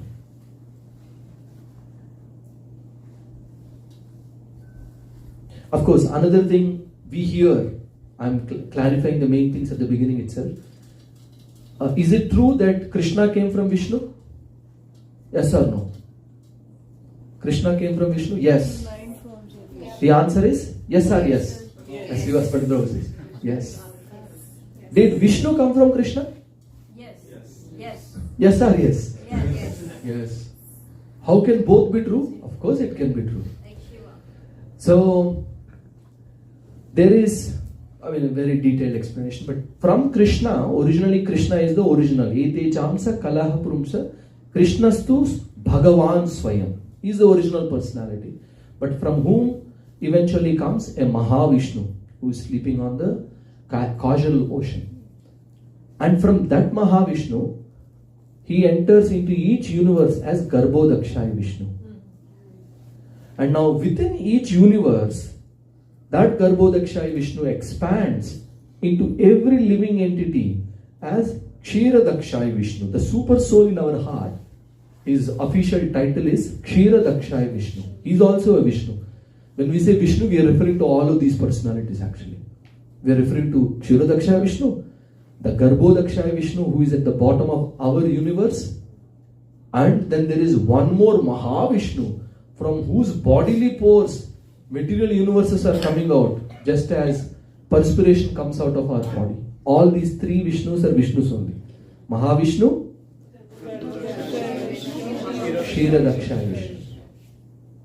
So, in some Shastra, we will hear that all incarnations of God actually come through Garbhodakshay Vishnu. All incarnations of God comes through Garbhodakshay Vishnu. In that sense, Krishna comes from Vishnu because he is coming through the agency of Garbhodakshay Vishnu. But who did this Garbhodakshay Vishnu come from? He came from this Mahavishnu. Who did this Mahavishnu came from? From the Chaturbhuja, there is Aniruddha, Pradyumna, all that stuff. So he came from that first Sankarshan. Who did he come from? Balaram. Who did Balaram come from? Krishna. So in that sense, Vishnu came from Krishna and Krishna comes through Vishnu also. So both are statements correct only. We don't have to fight over did Krishna come first or Vishnu come first. It's okay. Somebody says, once I remember Shriyan was part of one preschool, ISKCON preschool only. Devotees, that person is from Sri Sampradaya. Wonderful devotee only. I saw both of them were debating, discussing, and we could nicely discuss so many other pastimes of Krishna which are uplifting instead of fighting. Okay. But here are some more logical explanations if that did not satisfy you. Srimad Bhagavatam, Vyasadeva, who is like the authority, he wrote, Ete cham sakala pumsa Krishnastu Bhagavan Swayam Indrari Vyakulam Loke Mridyante Yuge Yuge. So he says, Krishnastu Bhagavan Swayam. Very clearly, Vyasadeva is telling that Krishna is the original personality of Godhead. Who else says? There's so many other sages. Narada, Asita, Devala, Vyasa, all of them also confirm Krishna to be the supreme personality of Godhead. Lamborghini picked up. Who are the great acharyas? Madhvacharya says Krishna is supreme. Ramanujacharya says. Chaitanya Mahaprabhu says that Krishna is the Supreme Personality of Godhead. Even Shankaracharya says, Ekam Shastram Devaki Putra Gitam Eko Devo Devaki Putra Eva Eko Mantras Tasya Ye Namani Yani Karmapi Ekam Tasya Devasya Seva. He says, if there is one, let there be only one Shastra for the entire world, and that is Bhagavad Gita. Let there be only one God, which is Devaki Putra Eva. Very clear, no? Very specific. No clarity, no confusion here. So, this is, I know Satya Prabhu is the one who caught up this, who boiled this controversy in our, created this question. Dashavatar, right? Dashavatar, how many incarnations of God exist? 10? Any other numbers? Many. Many? Infinite? 9 plus 1? Prabhu is helping us with math. 9 plus 1. Any other numbers? 24. Any other?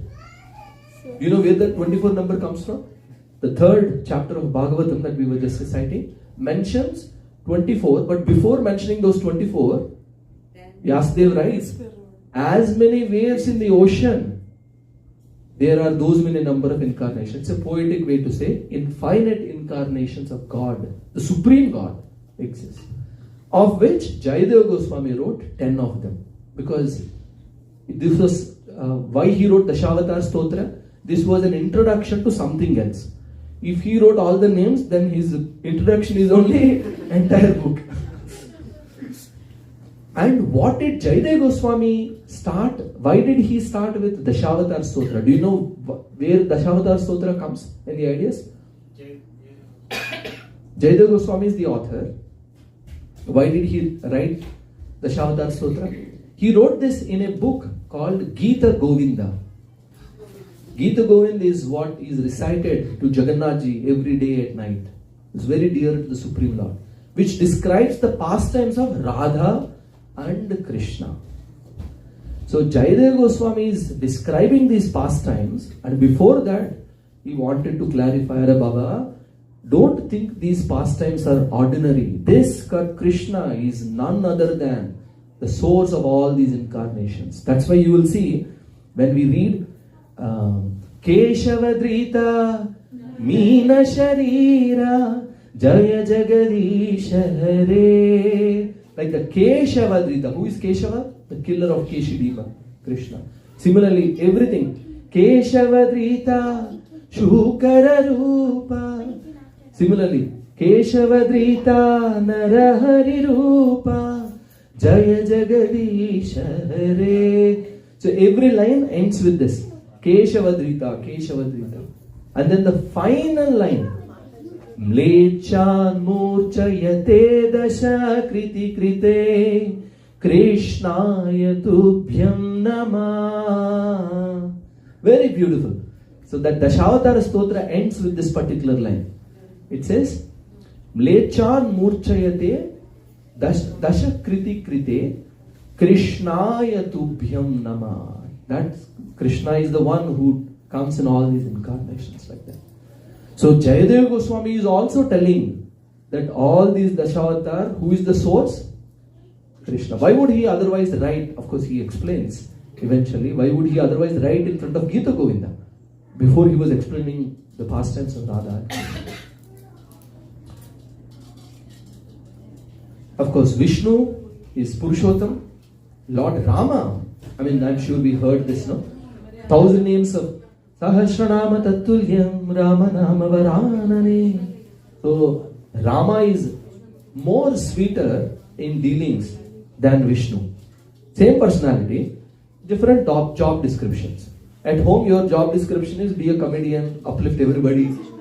Then you act accordingly. At office, you go and do comedy, they'll be like, arey, not good fit. So then similarly, Vishnu also, very formal dealings, little less formal dealings and completely formal dealings. So Maryada Purushottam and Purna Purushottam like that. So even Bhishma, he also says Krishna is the Supreme Personality of Godhead. I paid somebody to create special effects once in a while. Markandeya, he also says, by uttering a single name of Krishna, I hope and pray they are taken care. Let us say, everybody say, Haribo, Haribo. This is Brahmanda Purana, it seems, which tells Krishna's name is, and this is Lord Brahma. See, why do people care about what Elon Musk thinks? Because Elon Musk is a very intelligent person, right? So naturally we are curious, what do you think? The most intelligent being in this universe is Lord Brahma. In fact, his whole body is made of intelligence only. So now, if Brahmaji says something, it means something. So here, Brahma is telling, of course, there are many, many verses. In Brahma Samhita, I was remembering right before coming here.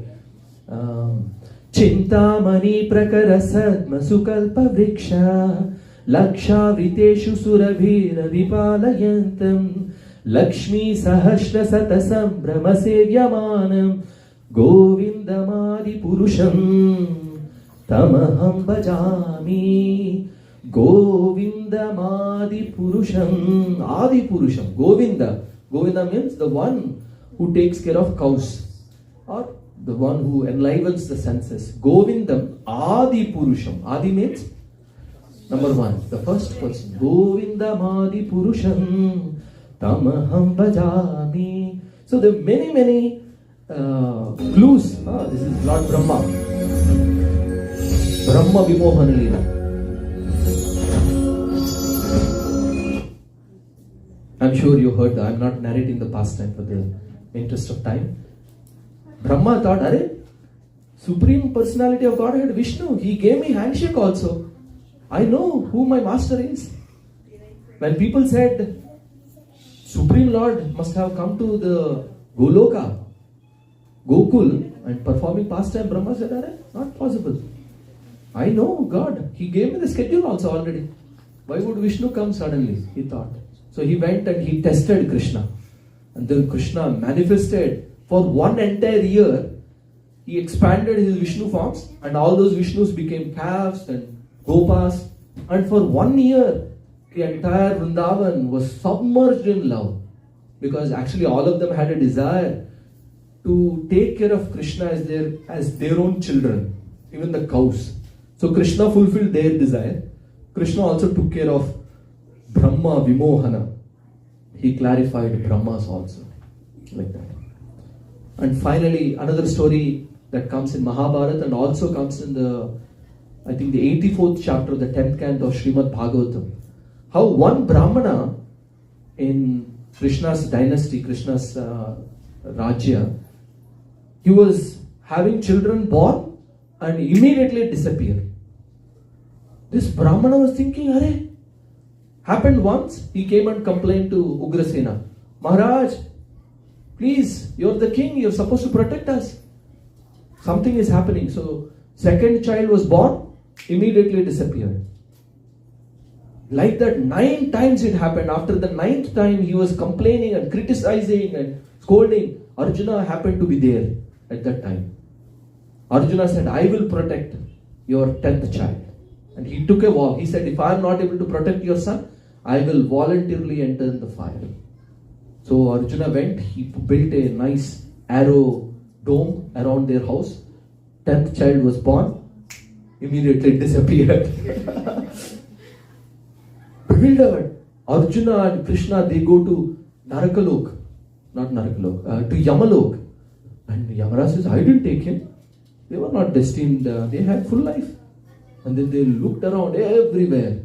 It is mentioned Arjuna went everywhere but couldn't find anywhere, and then he decided, I'm going to enter voluntarily fire. And as he was about to enter, Krishna said, Arey Baba, wait.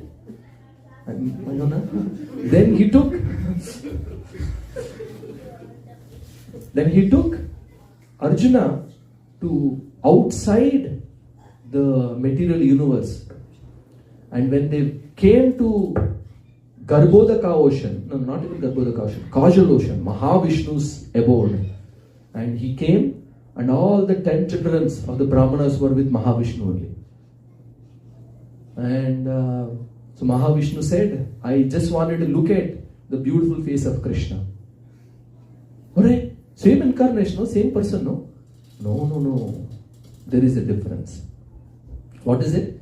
Let me tell you. See, there are 64 qualities apparently in entities, living entities. Of them, Jivas like us, including Lord Brahma, can have up to 50 qualities.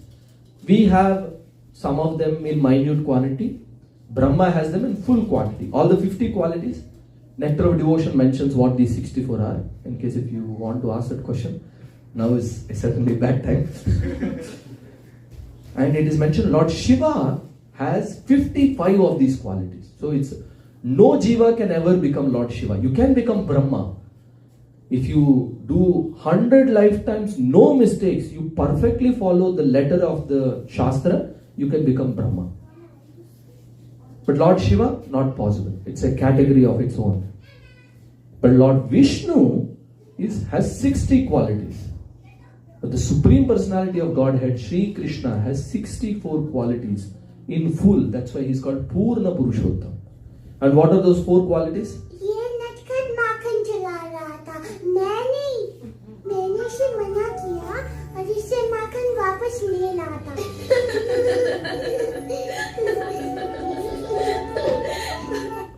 I don't know if you know the pastime.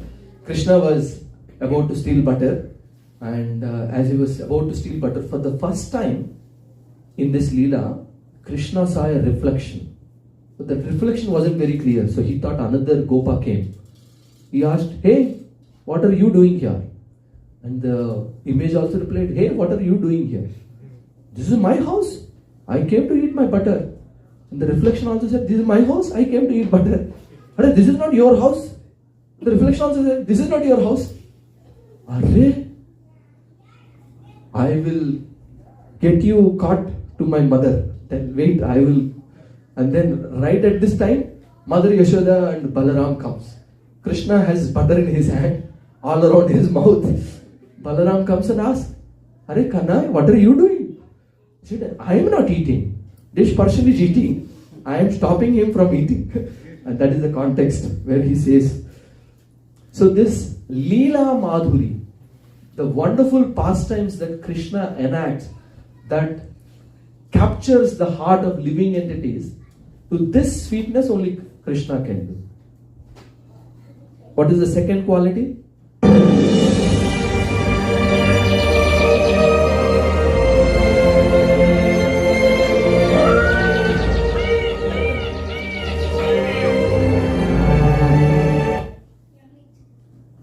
Bhakta Madhuri. There are other words that use, because Krishna is always surrounded by amazing, extraordinarily loving devotees. They love him so much that they forget he is the Supreme Personality of Godhead. That's the type of love Krishna also enjoys actually. So only Krishna has this quality where he is surrounded by devotees who are unsurpassed. And the third quality,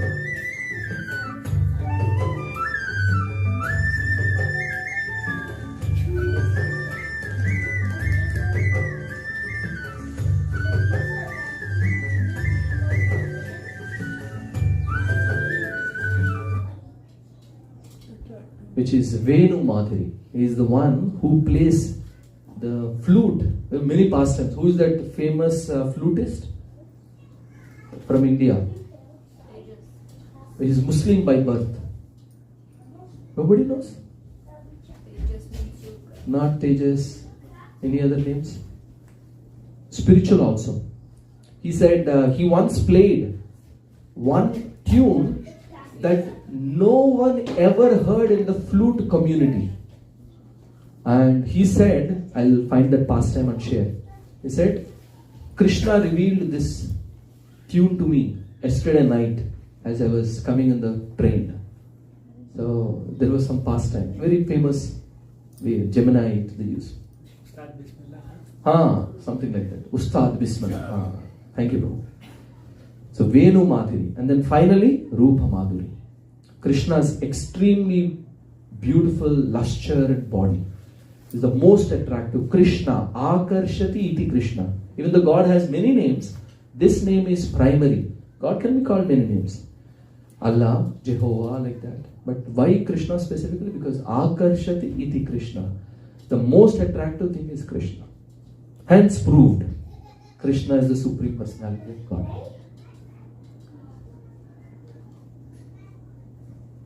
Oh, that's it. Thank you very much. Hare Krishna.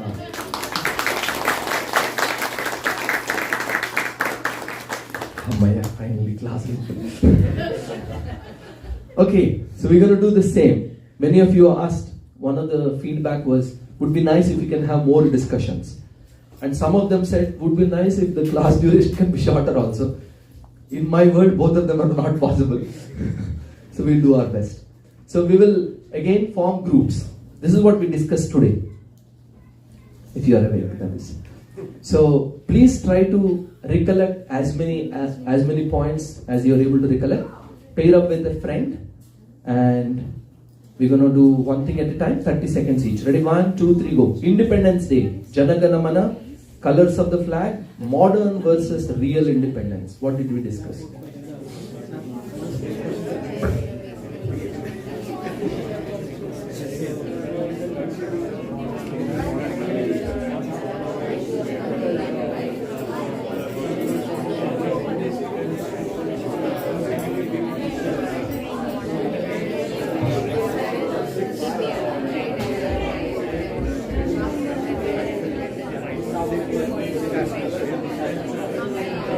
Alright, 30 seconds only, huh?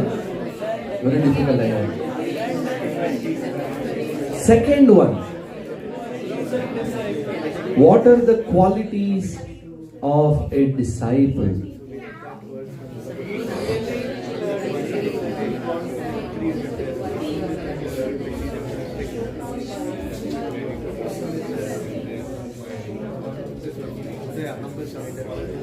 Simple. Surrender, inquiry, and service. And then we discussed the example of Sanatana Goswami, Parikshit Maharaj, Narottam Das Thakur. We went through the analogy of process of eating, sitting down, chewing, and having digestive power. Like that. Service. What did we discuss in the connection of service? The example of geese. What lessons did we learn from geese? Share.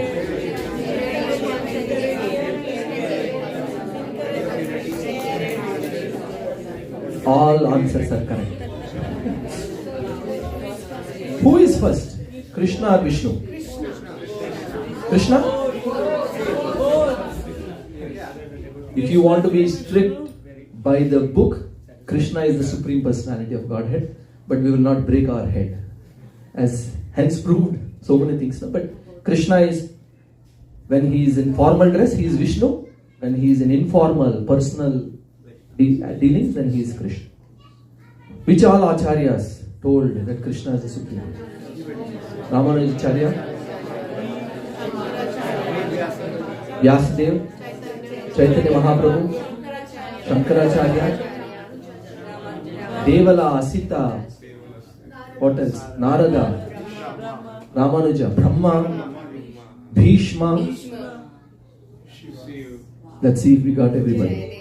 Jayadev Goswami, Dashavatar, who is the source of confusion for many. Good, I'm glad he wrote Dashavatar. Markandeya Rishi, we didn't discuss this past time, but Vishnu, Rama and Krishna. Purushottam, Maryada Purushottam and Purna Purushottam. Purna means complete. We didn't discuss too many, but I think Brahma Vimohana Leela, that indicates us that Krishna is actually supreme to Vishnu, and the pastime of Mahavishnu wanting to see the most beautiful face of Krishna, which indicates, actually our acharyas write the commentary there, saying that even Mahavishnu doesn't have access to see Krishna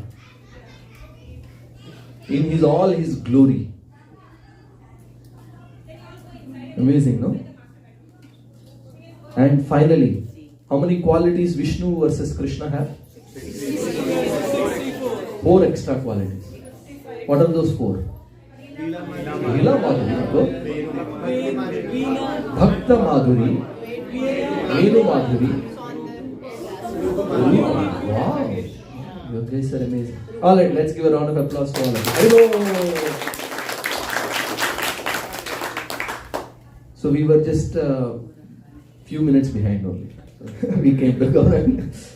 All right, I have a few quick announcements. Janmashtami services, I don't intend to go. Please go through them at leisure. But we have many services signed up. I just took the liberty to assign some based on what I perceived as your interest. Feel free to, I did not tell Anu Prabhu yet. Please talk to Anu Prabhu, so we will coordinate this together. We will have veg chopping seva. I don't know when exactly, where exactly. That seva now belongs to us apparently. So we will have decoration. So people, devotees are welcome to join whenever they are able to. Then we'll have Janmashtami, which happens on the 4th of September, Friday evening. So kitchen team will be open from morning till midnight. So I allocated few people, not set in stone, again as I said, based on whatever I perceive as beneficial. We need help in many areas. From 4 p.m. to 10 p.m. there is kids entertainment team, especially those with younger kids.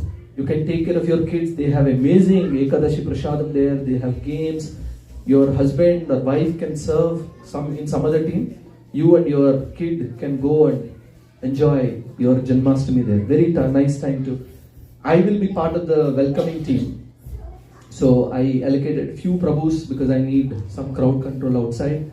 And then we'll also have inside the temple welcoming team. They said they don't have much more space. But because Vivek Prabhu and Deepika Mataji go there regularly, I thought I'll put their names. We have chapel stand, we have prasadam distribution, which is a major hit. Everybody who serves there looks like very fun, except that it's a very popular spot for most people. Everybody wants to go there only. So I will give all these names. We will probably get some off-peak times. We will do our best. We will all try to serve in the prasadam distribution if possible. When these other services die down a little bit, we can all do some service there. These two areas are very much high in demand. If you're able to, please contribute. Midnight cleaning, which happens after 1 a.m., 11 a.m., 11 p.m. to 3 a.m. Midnight goes on. If you have energy, please do so. And the next day is Srila Prabhupada Appearance Day. Srila Prabhupada disciples who are 60, 70 years old, they cook the bhoga and the offering for the pleasure of Srila Prabhupada. For everybody. They have 3 stations. One salad station, one dessert station, one main item station, like that. Very opulent prasadam, not to be missed. So I highly encourage, come for Janmashtami, come for Saturday afternoon. No class at our home on that particular day. So please think about some way or the other. Because seva will save ya. Okay. Bhakti steps. Remember, on 29th of August we will have Bhakti steps, which is, I requested Kanchan Mataji if she wants to share some realizations of her taking some commitment in the past and how it helped her. Let us welcome Kanchan Mataji. Hello.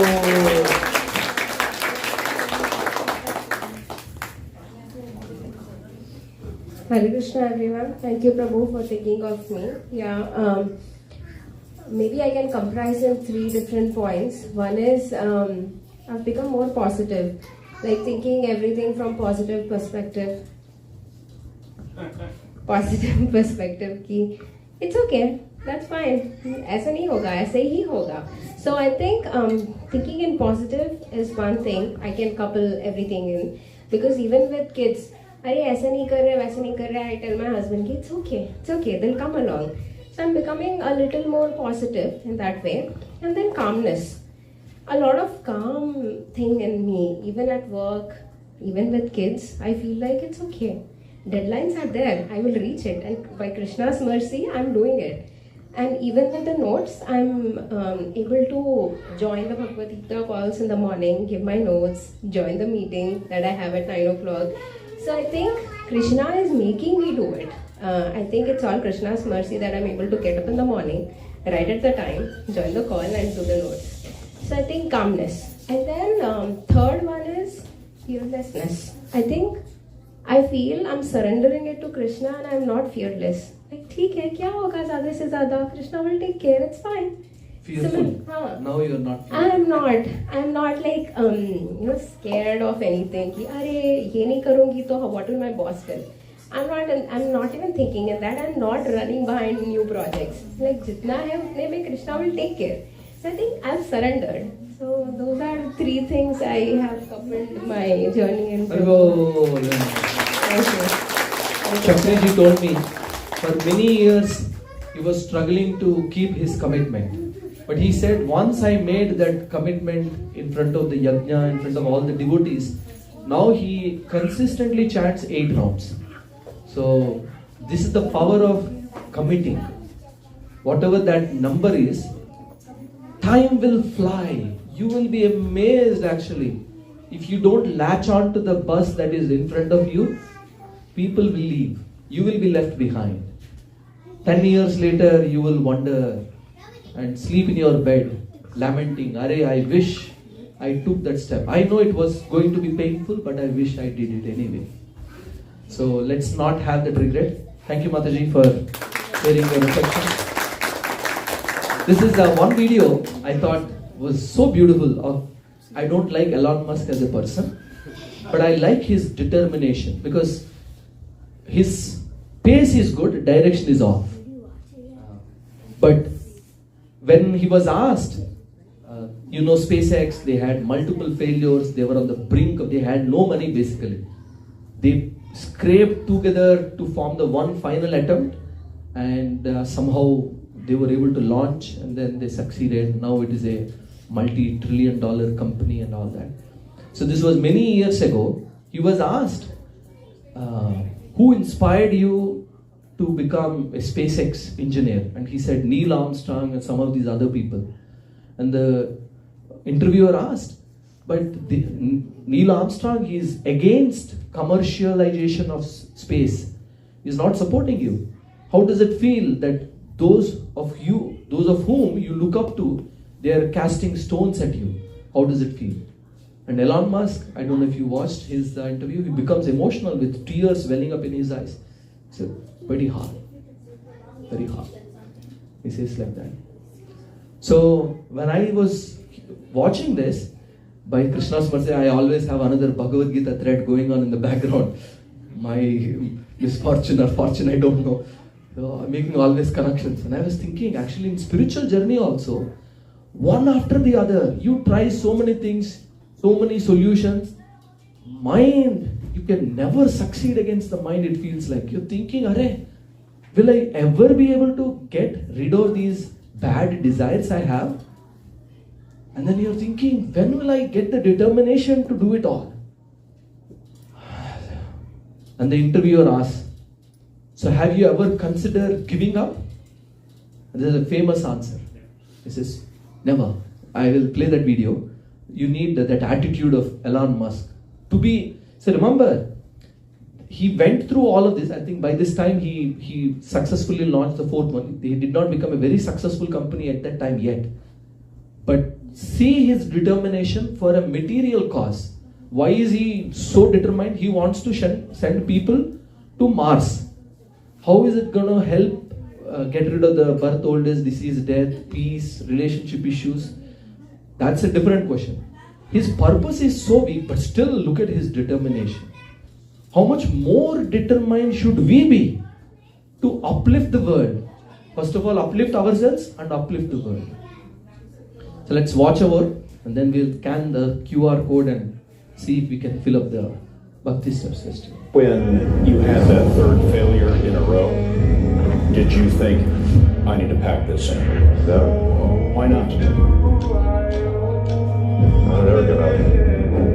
Only 4 entities have launched a space capsule into orbit and successfully brought it back to the Earth. The United States, Russia, China, and Elon Musk.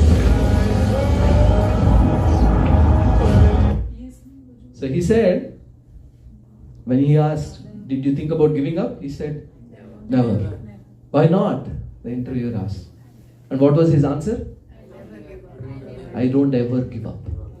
So that is the determination we need in our spiritual life also. In case if you are thinking, 10 years I will try, 20 years I will try, Krishna will say, alright. If that's the level of intensity you have to get me, no problem. That's it. You say, Krishna, I am not giving you up. Irrespective of whether you reciprocate with me or not, I am your servant lifetime after lifetime. So when we have that attitude, then Krishna will certainly protect us. Alright, so please do open your QR code. I need some data from this. That's why we need to know how many people are signing up so we can make arrangements accordingly. So in 2 weeks time we will have this.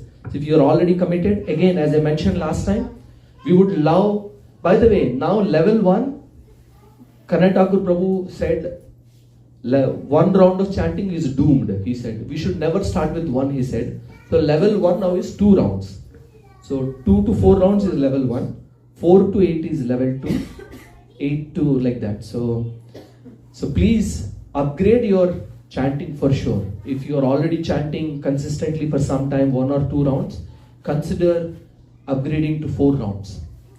And if you are already doing 4, consider upgrading to 8. So this is, we will have our next opportunity, I think again, April of next year only, 8 months later. So please, so open your phones, QR codes, and please select a number and post it. Whoever finished, and please, of course, this is a commitment you are giving, so please make a resolution as I just showed. Don't you ever give up? Why not?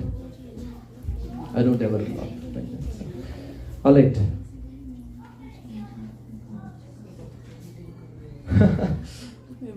I'll skip this. I'll quickly read the story. You guys are still selecting? Okay, I'll give you another 30 seconds. I need that data, so please. Please select round level 2 or level 3.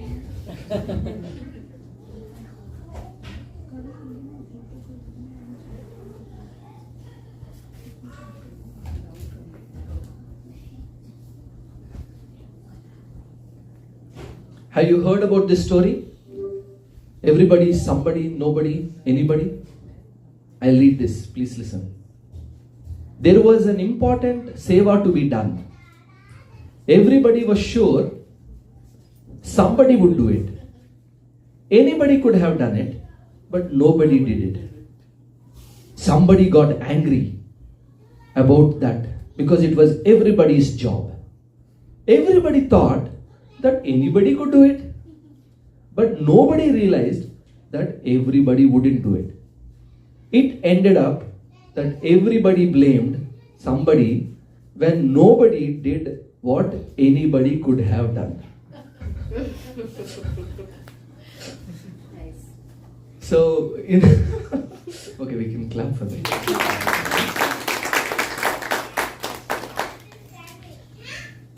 Okay, as I mentioned,